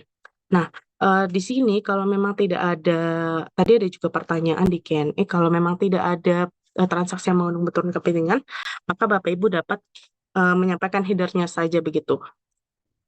Kemudian form F1200 itu ada pemberian dana untuk kegiatan sosial dan kegiatan lain. Nah, ini ada tanggal pelaksanaan, kemudian ada jenis kegiatan sosial atau politik, kemudian penjelasan kegiatannya seperti apa, terus penerima dananya bagaimana, kemudian ada NIK NPWP-nya, terus jumlah dalam rupiahnya berapa. Nah, selanjutnya di form G00 dokumen pendukung ini bagian disampaikan dalam bentuk format PDF. Jadi apabila data dan informasi yang perlu disampaikan oleh BPRS dengan menginformasikan nama form, nama lembaga jasa keuangan dan posisi laporan pada setiap dokumen seperti itu. Next. Kita masuk ke LKP ya Bapak Ibu. Jadi untuk laporan keuangan publikasi BPR Syariah sendiri ini memang mencakup ada informasi kinerja keuangan berupa rasio keuangan triwulan yang disampaikan pada posisi bulan Maret, bulan Juni, bulan September, sama bulan Desember, seperti yang disampaikan oleh Mbak Jessica sebelumnya. Nah, kemudian seperti yang disampaikan sebelumnya juga untuk LKP ini disampaikan secara daring melalui Apollo, melalui kanal laporan berkala bulanan BPR Syariah. Jadi untuk sumber datanya itu sebenarnya memang hanya ditarik dari laporan berkala bulanan BPRS. Nah, kemudian di sini Bapak Ibu bisa melihat untuk form-form yang berwarna hijau ini adalah laporan yang disesuaikan dari ketentuan-ketentuan sebelumnya untuk mengupdate dari ketentuan terkini dan standar-standar terkini begitu Bapak Ibu. Nah, selanjutnya untuk kekhususan syariah di sini ada form 4 dan form 5, form 4, 5, dan 6 Bapak Ibu. Tapi memang form 4, 5, dan 6 ini memang tidak ada penyesuaian dari yang sebelumnya. Selanjutnya, kalau kita lihat di sini Bapak Ibu ada form 1.1 laporan posisi keuangan. Nah, jadi untuk laporan posisi keuangan ini ada ditambahkan pos, ada yang disesuaikan redaksi kolom-kolomnya. Jadi untuk penambahan pos ini memang menyesuaikan dengan ketentuan dan standar terkini. Jadi ada surat berharga syariah, kemudian ada penyertaan modal, ada properti terbengkalai. Nah, selanjutnya juga penyesuaian labeling. Kalau penyesuaian labeling ini ada ijaro, ada cadangan kerugian penurunan nilai, kemudian adanya dana sirka temporer karena sebelumnya hanya liabilitas dan ekuitas, jadi ada tambahan dana sirka temporer. Kemudian ada simpanan mudharabah, dana sirka temporer, seperti itu. Next. Nah, selanjutnya di laporan komitmen dan kontingensi ini tidak ada perubahan, masih sama ya Bapak Ibu dengan yang sebelumnya. Selanjutnya. Form 2 ini mengenai laporan laba rugi dan penghasilan komprehensif. Nah, ini juga sama dengan penambahan pos dan penyesuaian labeling. Kalau penyesuaian labelingnya itu hanya di bagi hasil untuk simpanan mudharabah, pembelian mudharabah, dan dana sirka temporer. Kemudian ada penambahan pos yakni beban imbalan yang atas pembiayaan yang diterima. Kemudian ada penambahan pos untuk menyesuaikan SAKF standar akuntansi terkini yakni penghasilan komprehensif lain. Kemudian next di form 3 ini ada rasio keuangan. Jadi ada rasio cadangan terhadap penyisian penilaian kualitas aset. Kemudian ada form 7 itu ada penambahan pos yakni surat berharga syariah dan penyertaan modal di laporan kualitas aset produktif. Ya, mungkin itu yang dapat kami sampaikan Bapak Ibu, kurang lebihnya mohon maaf. Mungkin saya kembalikan ke Mbak Talita. Terima kasih.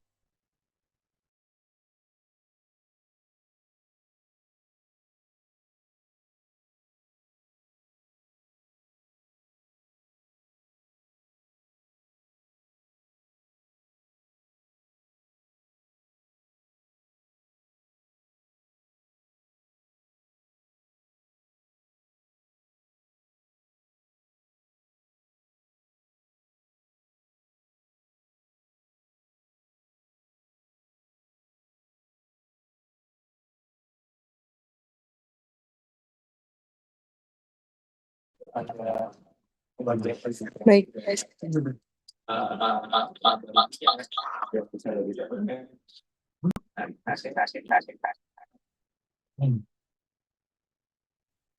baik Bapak dan Ibu, kami ucapkan terima kasih sebelumnya kepada narasumber, yakni Ibu Jessica Putri, Ibu Anissa Ulya, dan Ibu Salsabila Putri Kanza atas pemaparan ketentuan laporan tahunan BPR dan BPRS. Selanjutnya adalah materi terkait pemaparan struktur data laporan tahunan yang akan dibawakan oleh rekan dari DPDS, yakni Bapak Fahrul Hijrah Usman. Kepada Bapak Fahrul, kami silakan. Oke, selamat siang Bapak Ibu. Terima kasih sebelumnya Mbak Jessica. Apakah suara saya terdengar dengan jelas, Mbak? Sudah terdengar ya? Baik, sebelumnya selamat siang Bapak Ibu perwakilan dari BPR dan BPRS. Sebelumnya perkenalkan, nama saya Fahrul dari DPDS, dan pada kesempatan ini saya akan coba memaparkan terkait struktur data dari Apollo untuk modul tahunan BPR dan BPRS ya Bapak Ibu. Secara garis besar sebenarnya sudah banyak disinggung ya di pemaparan sebelumnya yang disampaikan oleh Mbak Jessica, Mbak Anissa maupun Mbak Salsa. Mungkin yang pertama kita coba masuk ke materi struktur data untuk modul BPR konvensional di laporan tahunannya. Nah, kalau tadi sudah dijelaskan oleh Mbak Jessica, kalau ada beberapa form yang memang mengambil data dari atau mengenerate data dari laporan bulanan. Di sini mungkin yang kami tampilkan ini adalah form-form yang akan diisi oleh Bapak Ibu ya dalam menyampaikan laporan tahunan di Apollo. Kurang lebih di sini kalau untuk yang BPR ada sekitar 29 form, di mana di sini ada form yang benar-benar Bapak Ibu harus inputkan, dan ada beberapa form yang memang sebagian datanya itu diambil dari laporan bulanan. Nah, mungkin untuk daftar form ini tidak perlu saya bacakan satu-satu ya Bapak Ibu, karena tadi di penjelasan dari Mbak Jessica juga sudah dijelaskan secara detail dan secara lengkap ya. Tapi secara garis besar di tabel ini menampilkan nama form serta jenis file dari form tersebut dan sumber data atau sumber informasi dari masing-masing form yang nanti akan Bapak Ibu lakukan penyampaian di Apollo. Di sini sekitar ada 29 form ya Bapak Ibu untuk yang BPR konvensional. Nah, mungkin nanti kita akan coba bahas satu persatu. Di sini kurang lebih mungkin ada beberapa sampel ya nanti yang akan kita coba dalami struktur datanya di masing-masing form.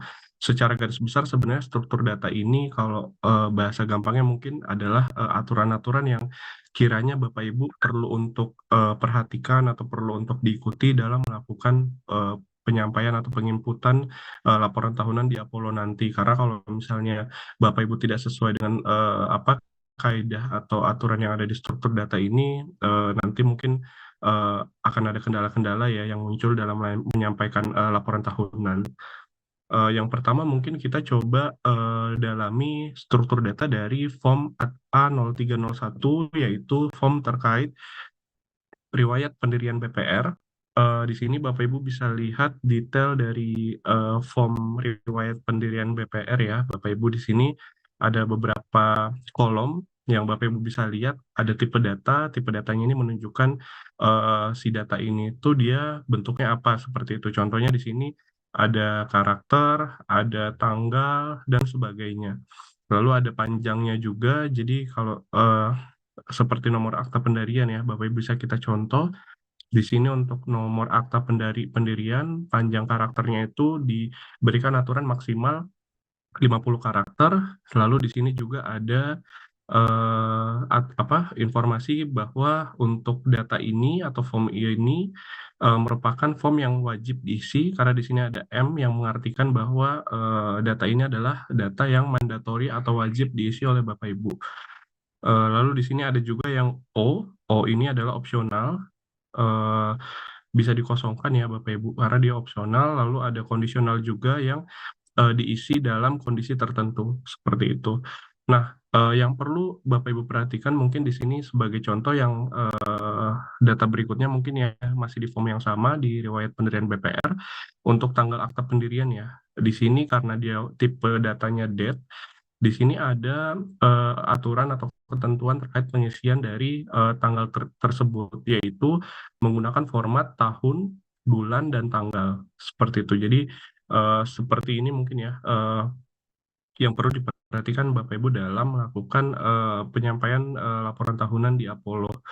Lalu ada yang perlu diperhatikan juga seperti yang di opini akuntan publik.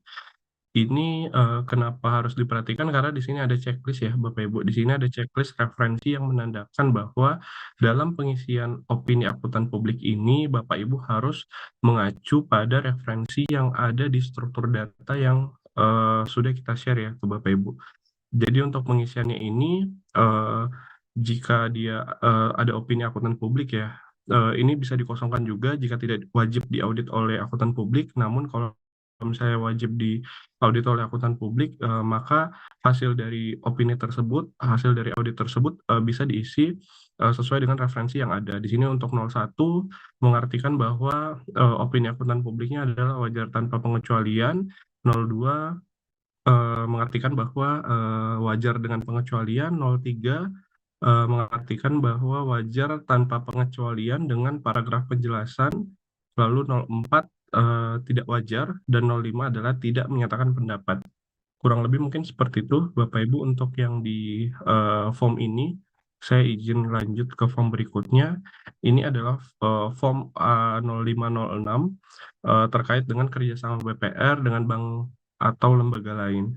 Nah, di sini Bapak Ibu bisa lihat untuk bagian referensi lembaga. Di sini juga ada referensinya ya, yang Bapak Ibu perlu perhatikan dalam melakukan pengisian, di mana apabila kerjasama dari BPR Bapak Ibu itu merupakan bank, Bapak Ibu bisa isikan bagian ini dengan angka 1. Jadi di sini panjang karakternya hanya satu ya Bapak Ibu. Jadi Bapak Ibu tidak bisa mengisi dengan tambahan karakter lain. Contohnya seperti 01 atau 02. Jadi harus diisi dengan angka satu karakter. Apabila kerjasamanya dengan bank, maka diisi dengan angka 1.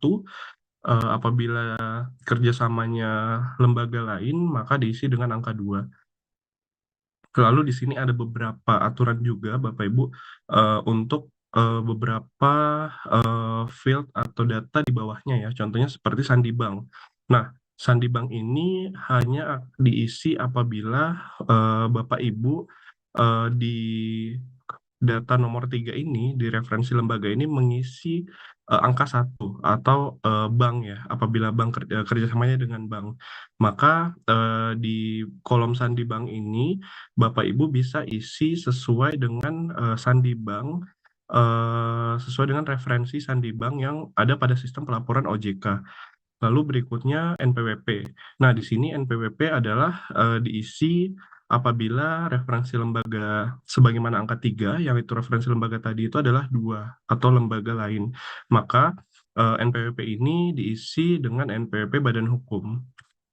Untuk yang lainnya mungkin Bapak Ibu ini cukup jelas ya, seperti nama bank ini diisi dengan free text atau teks bebas. Lalu untuk tanggal juga tadi sudah saya jelaskan ya di form sebelumnya. Contoh berikutnya kita lanjut ke contoh berikutnya di form E0201 ini terkait dengan pelaksanaan tugas dan tanggung jawab anggota direksi. Nah, di sini untuk form ini yang mungkin perlu menjadi perhatian dari Bapak Ibu dalam melakukan penyampaian laporan adalah terkait dengan NIK. Nah, NIK ini aturannya adalah yang pertama dia bersifat unik, lalu yang kedua nanti di output di Apollo-nya dia tidak akan muncul, dan yang tidak kalah pentingnya ya berikutnya adalah NIK yang diinput oleh Bapak Ibu ini harus sama dengan yang dilaporkan di Lakbul. Jadi di sini ada validasi Bapak Ibu. Jadi ketika menginputkan NIK-nya tidak sesuai dengan yang dilaporan bulanan, biasanya sistem akan menampilkan pesan error.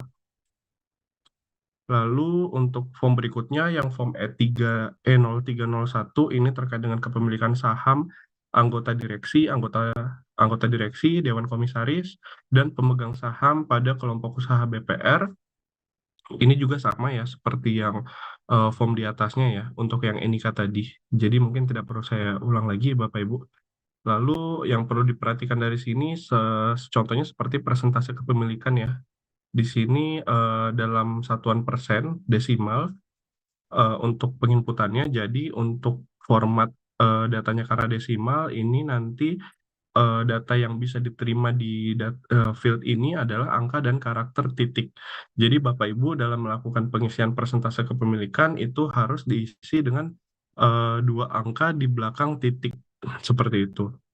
Dan dia harus lebih dari 0 dan dia maksimal 100.00 ya Bapak Ibu. Jadi di sini untuk persentase itu untuk format pengisiannya sudah ditentukan juga. Saya izin lanjut ke berikutnya. Form berikutnya ini kurang lebih sama di form E0401 terkait dengan hubungan keuangan anggota direksi, anggota dewan komisaris, dan pemegang saham pada BPR. Di sini NIK tadi sudah sama seperti yang form sebelumnya ya Bapak Ibu, tidak saya jelaskan ulang lagi. Lalu di sini ada terkait dengan hubungan keuangan baik anggota direksi, anggota dewan komisaris, dan pemegang saham. Nah, di sini Bapak Ibu bisa mengisi dengan format nama, terus pakai tanda kurang, lalu hubungan keuangan. Dan ini dapat diisi lebih dari satu hubungan yang dipisahkan dengan tanda koma, atau kalau memang tidak ada, itu bisa diisi dengan kata tidak ada. Jadi karena ini mandatori ya Bapak Ibu, di sini ada ada keterangan M, jadi ini wajib diisi. Jadi kalau memang secara data dari Bapak Ibu ini tidak ada, itu bisa diisi dengan kata tidak ada. Lalu berikutnya di rincian form E06 00 terkait dengan rasio gaji tertinggi dan gaji terendah. Ini juga tadi sudah dijelaskan secara detail oleh Mbak Jessica, baik terkait dengan perhitungannya juga ya Bapak Ibu, terkait dengan mendapatkan angka pembandingnya itu tadi udah dijelaskan oleh Mbak Jessica di sesi sebelumnya. Yang perlu diperhatikan dalam pengisian di bagian ini paling eh, ini apa formatnya itu sama seperti yang sebelumnya ya, karena dia desimal itu 2 angka di belakang titik seperti itu. Lalu kita beralih ke form terakhir ya, mungkin untuk yang di BPR konvensional ini sebagai contoh juga. Ini terkait dengan form E0702 terkait dengan kehadiran anggota Dewan Komisaris. Di mana di sini untuk Enika sama seperti form sebelumnya, dia bersifat unik, tidak muncul di output yang ada di Apollo, dan dia harus sama dengan yang dilaporkan di laporan bulanan. Lalu frekuensi kehadiran fisik, di sini Bapak Ibu bisa perhatikan keterangannya, ini tidak boleh negatif ya Bapak Ibu, jadi harus angka positif. Begitu juga dengan frekuensi kehadiran yang baik fisik maupun telekonferensi. Lalu untuk tingkat kehadiran ini dalam satuan persen, formatnya desimal, 2 angka di belakang titik juga Bapak Ibu, dan untuk perhitungan tingkat kehadiran ini Bapak Ibu bisa menggunakan rumus frekuensi kehadiran fisik ditambah frekuensi kehadiran telekonferensi dibagi dengan jumlah baris pada form E701 dikali 100, dan ini angkanya itu adalah maksimal 100%. Jadi kalau misalnya Bapak Ibu menginputkan lebih dari 100%, biasanya akan ada muncul pesan error ya. Mungkin demikian ya untuk yang BPR konvensional Bapak Ibu. Saya izin lanjut untuk mempersingkat waktu juga ke bagian BPR syariah. Nah, untuk BPR syariah sama seperti BPR konven tadi, kurang lebih ada sekitar kalau saya tidak salah 33, betul. Ada 33 form yang kiranya Bapak Ibu akan maintain di penyampaian laporan tahunan, di mana di sini sebagian form itu ada beberapa yang memiliki aturan tertentu ya, seperti data NIK-nya itu akan divalidasi ke laporan bulanan. Jadi dalam penginputan NIK itu Bapak Ibu perlu perhatikan bahwa harus sama dengan yang ada di laporan bulanan. Untuk ininya saya tidak perlu bacakan secara detail ya ke Bapak Ibu, karena tadi untuk yang bagian ini juga sudah cukup jelas dijelaskan oleh Mbak Salsa maupun Mbak Anissa. Nah, mungkin sebagai contoh sama seperti yang BPR konvensional tadi, ini kita coba lihat pada rincian form A0301, ini form terkait dengan riwayat pendirian BPR Syariah, di mana di sini sama seperti yang di BPR konven tadi, Bapak Ibu, untuk pengisiannya Bapak Ibu wajib untuk memperhatikan aturan-aturan yang ada di struktur data ini, baik secara secara format maupun secara penginputan ya. Untuk format tadi, untuk seperti format tanggal itu sudah diatur tahun, bulan, dan tanggal. Lalu untuk opini publik, apabila dia ada referensi, Bapak Ibu wajib untuk mengisi bagian ini atau field ini dengan referensi yang sudah kita sediakan. Lalu untuk form berikutnya, ini juga sama untuk form di BPR Syariah, dia form A0507 terkait dengan kerjasama BPR Syariah dengan bank atau lembaga lain. Untuk kerjasamanya itu di sini ada referensi lembaga, 1 apabila dia bank kerjasamanya, lalu 2 apabila dia dengan lembaga lain. Lalu untuk sandi banknya juga sama, ada referensinya, dan ini diisi apabila kerjasamanya itu adalah dengan bank ya Bapak Ibu. Jadi sandi banknya itu nanti diisi sesuai dengan referensi sandi bank. NPWP, untuk NPWP juga sama, di sini aturannya diisi apabila data nomor 3 ini Bapak Ibu mengisinya dengan lembaga lain dan diisi dengan NPWP badan hukum. Untuk berikutnya ini sama ya Bapak Ibu, diisi dengan free text seperti jenis kerjasama, uraian kerjasama. Lalu untuk tanggal ini tadi sudah saya jelaskan untuk detailnya, lalu keterangan ini free text. Saya izin lanjut lagi ke form berikutnya, yaitu form F0201. Ini terkait dengan pelaksanaan tugas dan tanggung jawab anggota direksi, di mana di sini untuk NIK yang perlu Bapak Ibu perhatikan adalah dia bersifat unik dan dia harus sama dengan yang dilaporkan di laporan bulanan. Ini sama dengan yang BPR konvensional tadi. Dan untuk outputnya sendiri, untuk NIK ini nanti tidak akan muncul di Apollo ya, Bapak Ibu. Begitu juga dengan form F0302 terkait dengan kepemilikan saham anggota direksi, Dewan Komisaris, Dewan Pengawas Syariah atau DPS, dan pemegang saham pada kelompok usaha BPR Syariah. Ini juga aturan-aturannya mirip dengan yang ada di BPR Konven. Untuk NIK-nya dia juga bersifat unik dan harus sama dengan yang dilaporkan di laporan bulanan. Lalu untuk persentase ini tadi pengisiannya sudah kami jelaskan juga bahwa pengisiannya dalam format desimal dan 2 angka di belakang titik dan dia harus lebih dari 0 dan maksimal angkanya itu adalah 100.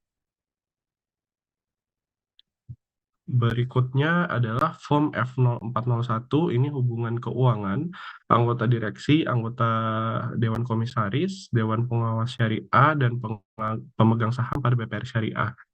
Nah, di sini sama juga ya Bapak Ibu untuk NIK seperti yang saya jelaskan sebelumnya, ada validasi. Lalu untuk hubungan keuangan, baik anggota direksi lain, anggota Dewan Komisaris, anggota DPS, dan pemegang saham, ini karena dia mandatori, ini wajib diisi ya Bapak Ibu. Dan untuk format pengisiannya, Bapak Ibu bisa menggunakan format nama, tanda kurang atau dash, hubungan keuangannya apa, dan bisa diisi lebih dari satu dengan dipisahkan dengan tanda koma. Dan apabila memang tidak ada informasi ini, Bapak Ibu bisa isi dengan kata tidak ada. Lalu untuk berikutnya, ini rincian form F0700 terkait dengan rasio gaji tertinggi dan gaji terendah. Untuk rasionya sendiri, Bapak Ibu bisa mengisi dengan format desimal 2 angka di belakang titik. Adapun untuk perhitungannya tadi juga, kalau saya tidak salah sudah dijelaskan ya oleh Mbak Anissa dan Mbak Salsah.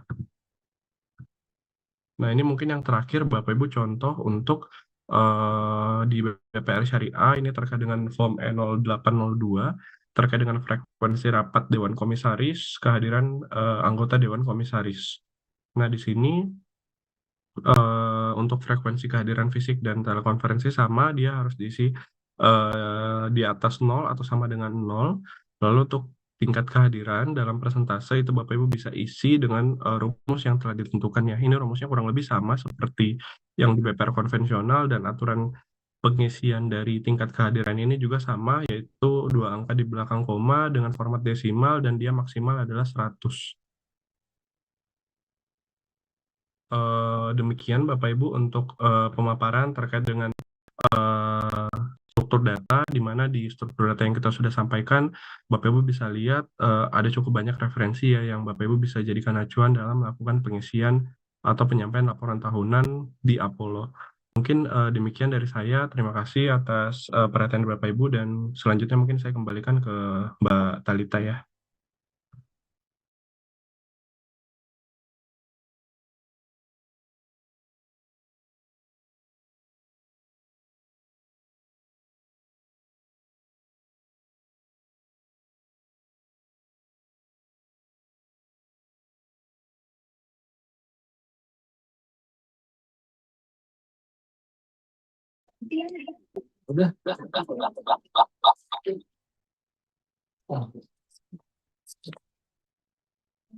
Baik, terima kasih Bapak dan Ibu. Dapat kami sampaikan juga terima kasih kepada Bapak Fahrul atas pemaparan materi yang telah disampaikan. Adapun untuk materi selanjutnya merupakan hands-on dan demo aplikasi yang akan dibawakan oleh rekan dari DPA kepada Bapak Budiwan Wijaksono. Kami silakan. Baik, terima kasih Mbak Talita. Suara saya sudah terdengar jelas Mbak Talita?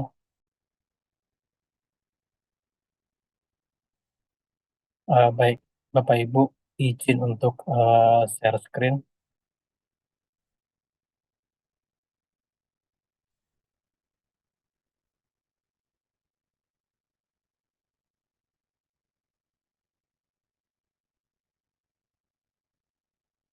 Ya, selamat sore Bapak Ibu sekalian.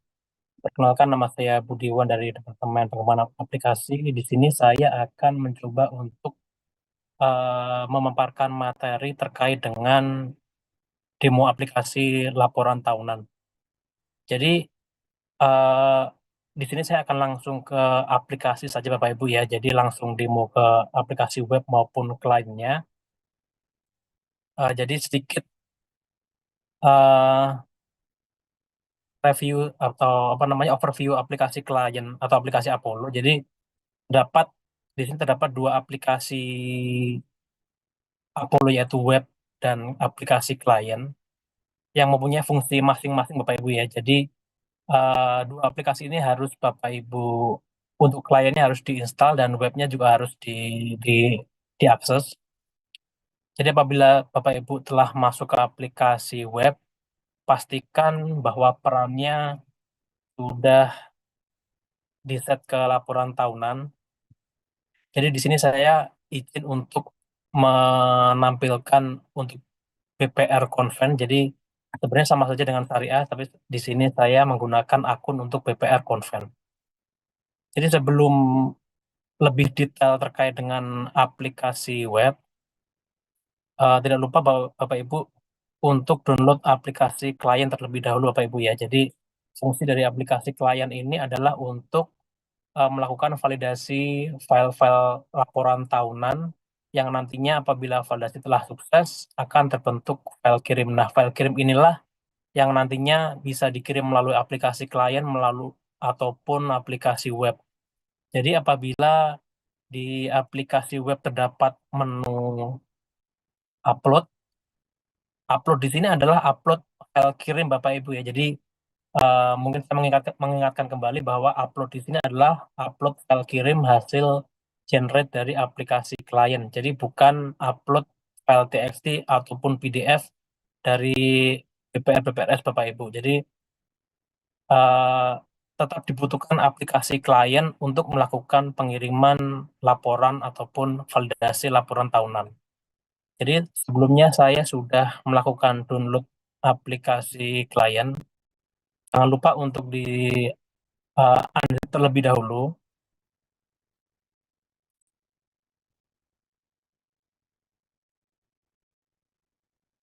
Jadi untuk terkait dengan validasi setiap formnya maupun penjelasan tiap formnya tadi sudah dijelaskan oleh teman-teman di DPDS, DPNP, dan DPBS. Jadi di sini saya hanya akan fokus terkait dengan penggunaan aplikasi klien maupun aplikasi web.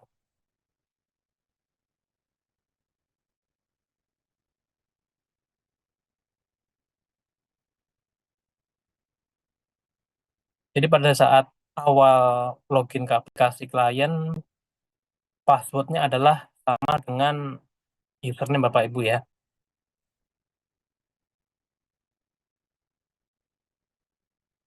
Oh sorry.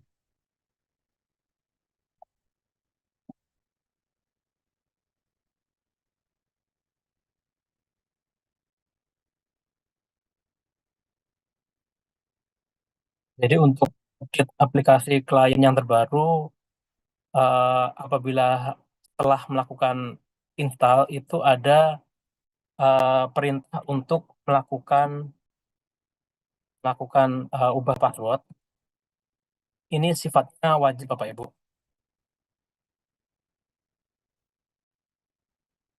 Nah, sebelum melakukan pelaporan, di sini saya akan terlebih dahulu membuka template-nya. Jadi untuk melakukan pembentukan file text, biasanya kita menyediakan template untuk melakukan generate file-file laporan yang sifatnya file text.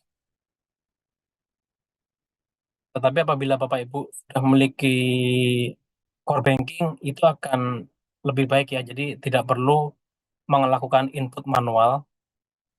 Tetapi di sini saya akan menggunakan template sebagai bantuan untuk mengenerate file text. Jadi sebelumnya harus input yang di bank terlebih dahulu. Untuk periode di sini menggunakan periode tahunan 2024 yaitu tepatnya 31 Desember 2024. Lalu untuk jenis pelaporannya saya menggunakan laporan rutin. Generate.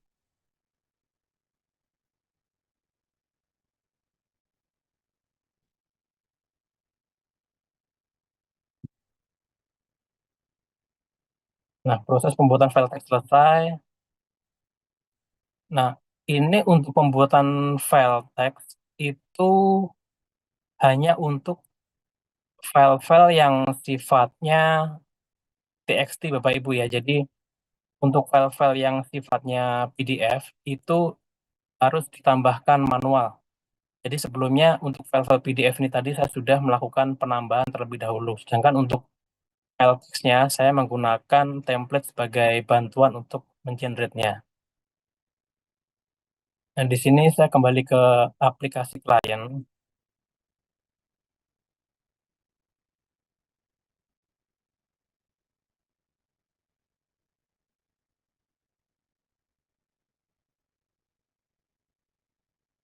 Lakukan browse file dalam satu folder. Saya menyatakan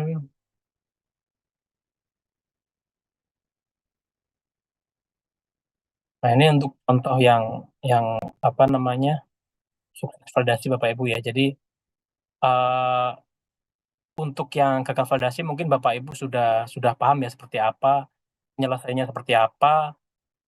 Jadi saya di sini hanya akan mencontohkan untuk yang sukses. Nah, di sini karena saya sifatnya kliennya terhubung, maka saya akan mencoba menyampaikan langsung menggunakan aplikasi klien. Jadi saya akan tentang kirim langsung ke server OJK setelah proses pembentukan file kirim selesai.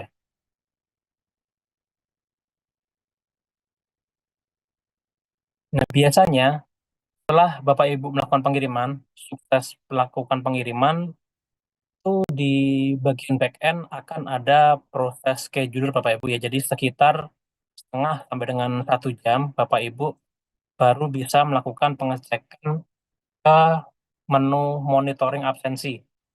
Jadi karena di sini saya sebelumnya sudah melakukan pengiriman, jadi untuk absensinya sebelumnya sudah terupdate sebagai lapor Bapak Ibu ya. Jadi untuk normalnya apabila yang memang selesai lapor baik menggunakan klien maupun web, Bapak Ibu bisa menunggu sekitar setengah sampai dengan 1 jam sampai dengan eh bentar maaf.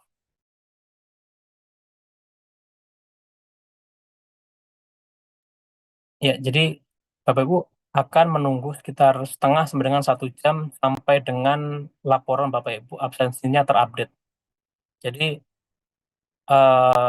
untuk laporan tahunan 2024 saya pilih 31 Desember 2024. Kita lihat, nah di sini saya memang sebelumnya sudah lapor Bapak Ibu ya. Jadi untuk kasus ini saya tidak perlu menunggu setengah jam sampai dengan 1 jam. Ini adalah tanggal uploadnya dan ini adalah batas akhir untuk penyampaian rutinnya. Tadi sudah disampaikan bahwa terdapat penyesuaian batas akhir menjadi 6 Mei 2025 untuk yang normalnya di 30 April 2024 untuk yang periode 30 April 2025 untuk yang periode 2024. Jadi Bapak Ibu absensinya bisa dilihat di menu pelaporan absensi monitoring absensi. Saya kira Bapak Ibu juga sudah cukup familiar dengan menu ini. Lalu untuk menu upload di sini seperti yang sudah saya jelaskan tadi bahwa ini adalah upload file kirim yang dihasilkan oleh aplikasi klien Bapak Ibu ya. Jadi apabila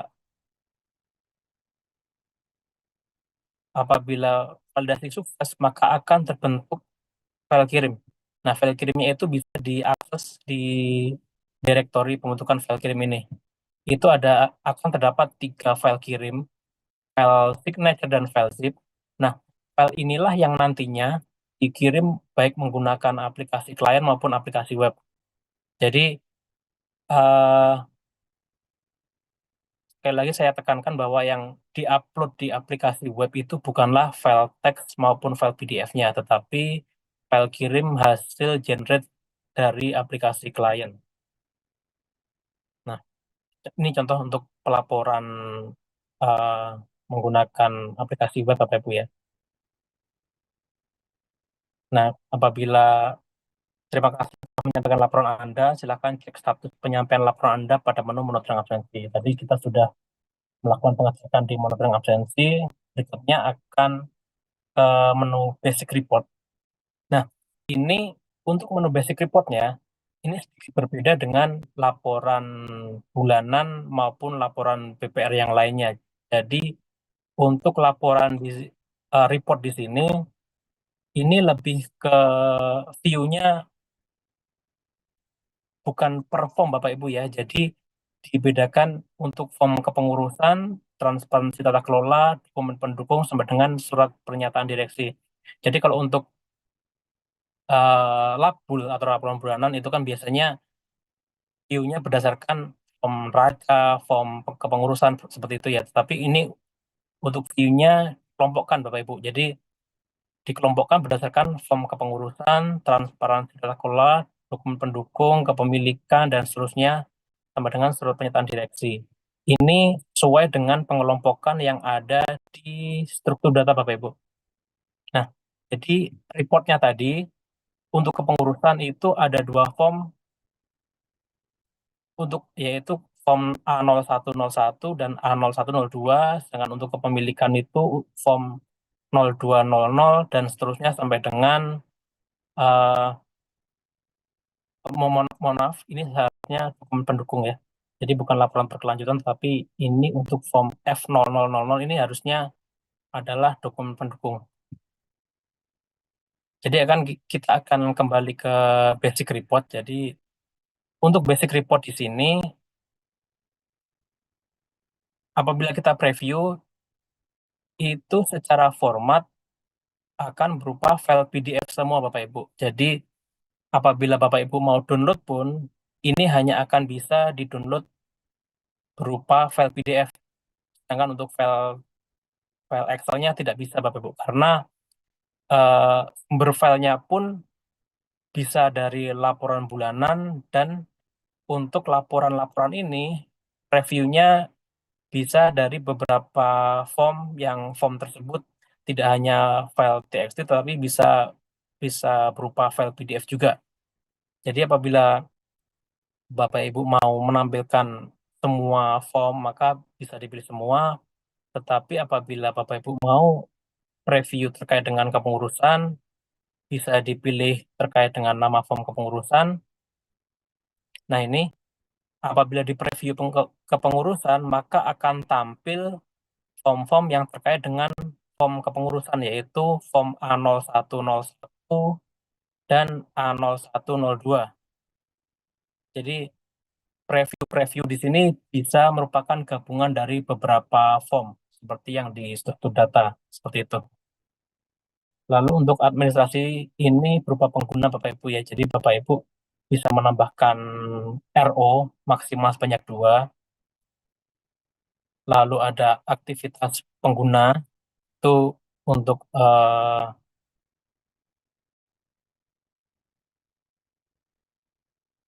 melihat log, seperti log pengguna dari setiap pengguna itu telah melakukan apa saja. Lalu untuk support dan download ada aplikasi klien, untuk download aplikasi klien, dan dokumen untuk download dokumen-dokumen yang dibutuhkan seperti struktur data dan template. Sedangkan untuk korespondensi itu digunakan untuk permintaan penyesuaian, seperti itu Bapak Ibu. Jadi mungkin yang perlu di-highlight bahwa untuk laporan tahunan ini, beberapa formnya itu mengambil dari laporan bulanan. Jadi meskipun yang dikirimkan atau file teksnya tidak sebanyak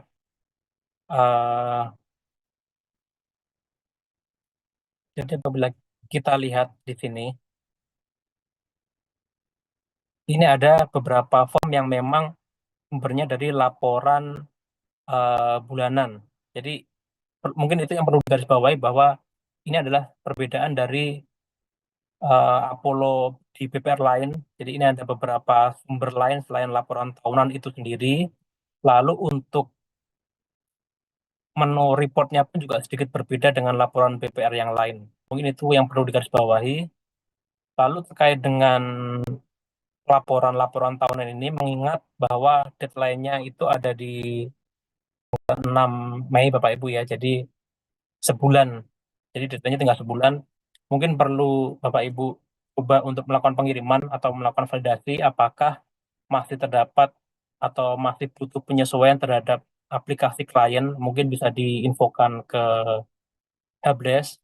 Jadi tidak mendekati di tanggal deadline laporan, Bapak Ibu baru menemui kendala terkait dengan laporan tahunan tersebut. Jadi saran dari kami untuk laporan tahunan ini, karena ini adalah modul baru, Bapak Ibu bisa mencoba dari sekarang, dan apabila ada mungkin ketidaksesuaian terkait dengan validasi maupun pengisian, bisa diinfokan ke kita melalui helpdesk. Seperti itu Bapak Ibu. Mungkin saya kembalikan ke Mbak Talita. Assalamualaikum warahmatullahi wabarakatuh. Terima kasih.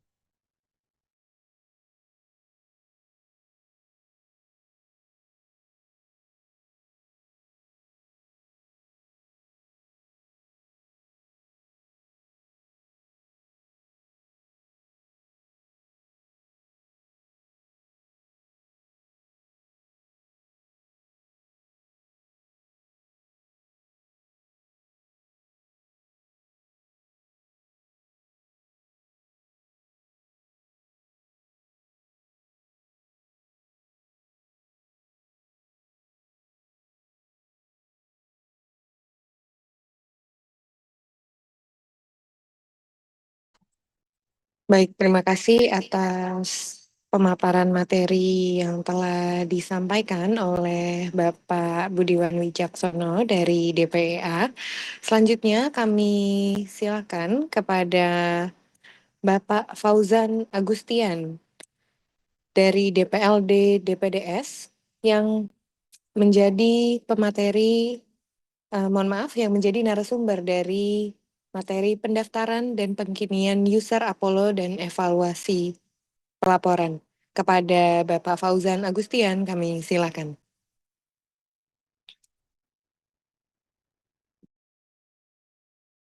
Terima kasih Mbak Tarita. Kedengeran suara saya?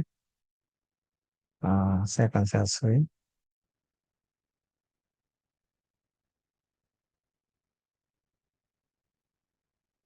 Baik. Assalamualaikum warahmatullahi wabarakatuh. Selamat sore, salam sejahtera untuk kita semua. Bapak Ibu hadirin sekalian, serta sosialisasi Apollo laporan tahunan BPR BPRS. Mungkin saya mengulang sedikit ya mengenai pengelolaan user pada aplikasi pelaporan online OJK yang sepertinya Bapak dan Ibu udah sering dapat ini, udah sering melakukan untuk pengelolaan user. Dan tadi sudah dijelaskan secara tersirat oleh Mas Budiwan dalam pemaparan sebelumnya. Untuk hak akses pengguna dari LJK itu ada dua. Yang pertama sebagai ARO atau Administrator Responsible Officer, yang kedua sebagai RO, Responsible Officer. Jadi bedanya apa? Kalau administrator pastinya bisa mengelola fungsi sebagai admin dan memberikan akses kepada petugas pelaporan. Tapi apakah ARO bisa berfungsi sebagai petugas pelaporan? Ya, ARO sendiri juga bisa berfungsi sebagai petugas pelaporan. Jadi ARO selain membuatkan RO, memberikan akses kepada RO juga bisa berfungsi sebagai petugas pelaporan. Untuk setiap modul aplikasi pada Apollo bisa dibuatkan RO sebanyak 2 RO. Jadi misalnya di BPR itu ada beberapa laporan ya, misalnya laporan bulanan, ada laporan profil resiko dan lain-lain. Jadi setiap ARO itu bisa membuatkan 2 RO. Jadi ARO kita bisa sebutnya mungkin penyamaannya sebagai modul ya, modul. Tapi apakah satu user email hanya satu aro. Ini berbeda. Jadi kalau satu user itu atau satu petugas atau satu email yang diwewenangkan kepada pegawai yang berfungsi sebagai administrator bisa lebih dari satu modul, jadi lebih dari satu aro. Nah, itu kami selalu menyarankan seperti itu kepada setiap BPR. Jadi untuk tidak terlalu banyak ya usernya dan penata usahaannya juga tidak terlalu banyak. Jadi satu fungsi user bisa banyak modul. Misalnya petugas A ditunjuk sebagai aro untuk beberapa modul. Jadi emailnya digunakan satu email itu kemudian dipakai untuk menata usahakan atau modul hak akses modul laporan beberapa laporan di Apollo. Jadi nggak satu ya. Artinya satu petugas dengan email yang berbeda. Jadi akhirnya banyak ya banyak petugas aro-nya. Jadi kami selalu menyarankan satu orang petugas atau pegawai dengan email yang satu itu bisa didelegasikan atau ditugaskan sebagai petugas aro untuk beberapa modul laporan. Jadi nggak usah berbeda-beda. Laporan labur, aro-nya beda. Laporan profil, aro-nya beda. Jadi penata usahanya juga agak banyak. Jadi nanti tinggal didelegasikan aja kepada petugas RO-RO-nya. Si aro-nya dengan berbagai modul yang didelegasikan tinggal nata usahakan RO-RO-nya. Misalnya RO labur siapa, RO profil risiko siapa, RO laporan tahunan siapa gitu. Jadi tidak berulang-ulang, tidak banyak petugas pelaporannya. Itu ya. Selanjutnya ini adalah format permintaan pada kami jika memang ada permintaan baru maupun perubahan. Bedanya di mana nanti kalau yang baru Bapak dan Ibu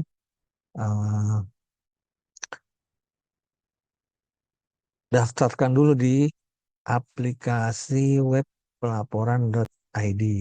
Jadi usernya Bapak dan Ibu sebelum memintakan kepada kami permintaan user, daftarkan dulu di pelaporan.id petugas yang akan didaftarkan. Jika memang belum atau baru terdaftar ya, baru dilapor, baru akan dibuatkan. Kalau petugas existing, Bapak dan Ibu tidak perlu mendaftarkan di pelaporan.id karena sudah terdaftar. Tinggal disebutkan aja siapa petugasnya, emailnya apa. Nanti kami tinggal cek, misalnya akan ditambahkan untuk sebagai apa gitu kan, penambahan ya. Atau menggantikan petugas yang sebelumnya bertugas di situ ya. Kalau dia benar-benar baru menggantikan yang lama, harus didaftarkan dulu di web laporan.id. Nah, ini kami sering menerima nih surat, termasuk lumayan sering ya. Surat yang kami terima setelah kami akan buatkan aksesnya atau tata usahakan aksesnya, ternyata belum dilaporkan atau belum didaftarkan di pelaporan.id. Ini surat cukup dikirimkan secara soft copy ke email ya, mailingroom@mrp@ojk.go.id dengan alamatnya kepada Direktur Pelaporan Data Departemen Pengolahan Data dan Statistik. Ini alamatnya. Cukup soft copy-nya, jadi hard copy tidak usah dikirimkan kembali ke kami. Selanjutnya ini alur pembuatan RO. Jadi Bapak dan Ibu untuk RO juga mesti didaftarkan di pelaporan.id kalau belum pernah didaftarkan. Nanti seperti yang saya sampaikan sebelumnya, RO itu mempunyai fungsi juga sebagai pemberi hak akses kepada RO atau pembuatan RO. Jadi nanti setelah didaftarkan, diaktifasi, nanti Bapak dan Ibu login ke web Apollo, kemudian didaftarkan di situ secara mandiri. Setelah didaftarkan pasti ada nanti daftarnya di situ, diberikan aksesnya sebagai apa. Yang memberikan akses siapa? Yang memberikan akses adalah ARO sebagai petugas laporan yang akan diberikan aksesnya. Nah, ini alur pendaftaran ARO pada pelaporan.id. Nah, ini Bapak Ibu buka halaman buka pelaporan.id. Silakan diklik aja sebelum login. Klik tulisan klik di sini untuk mendaftar, kemudian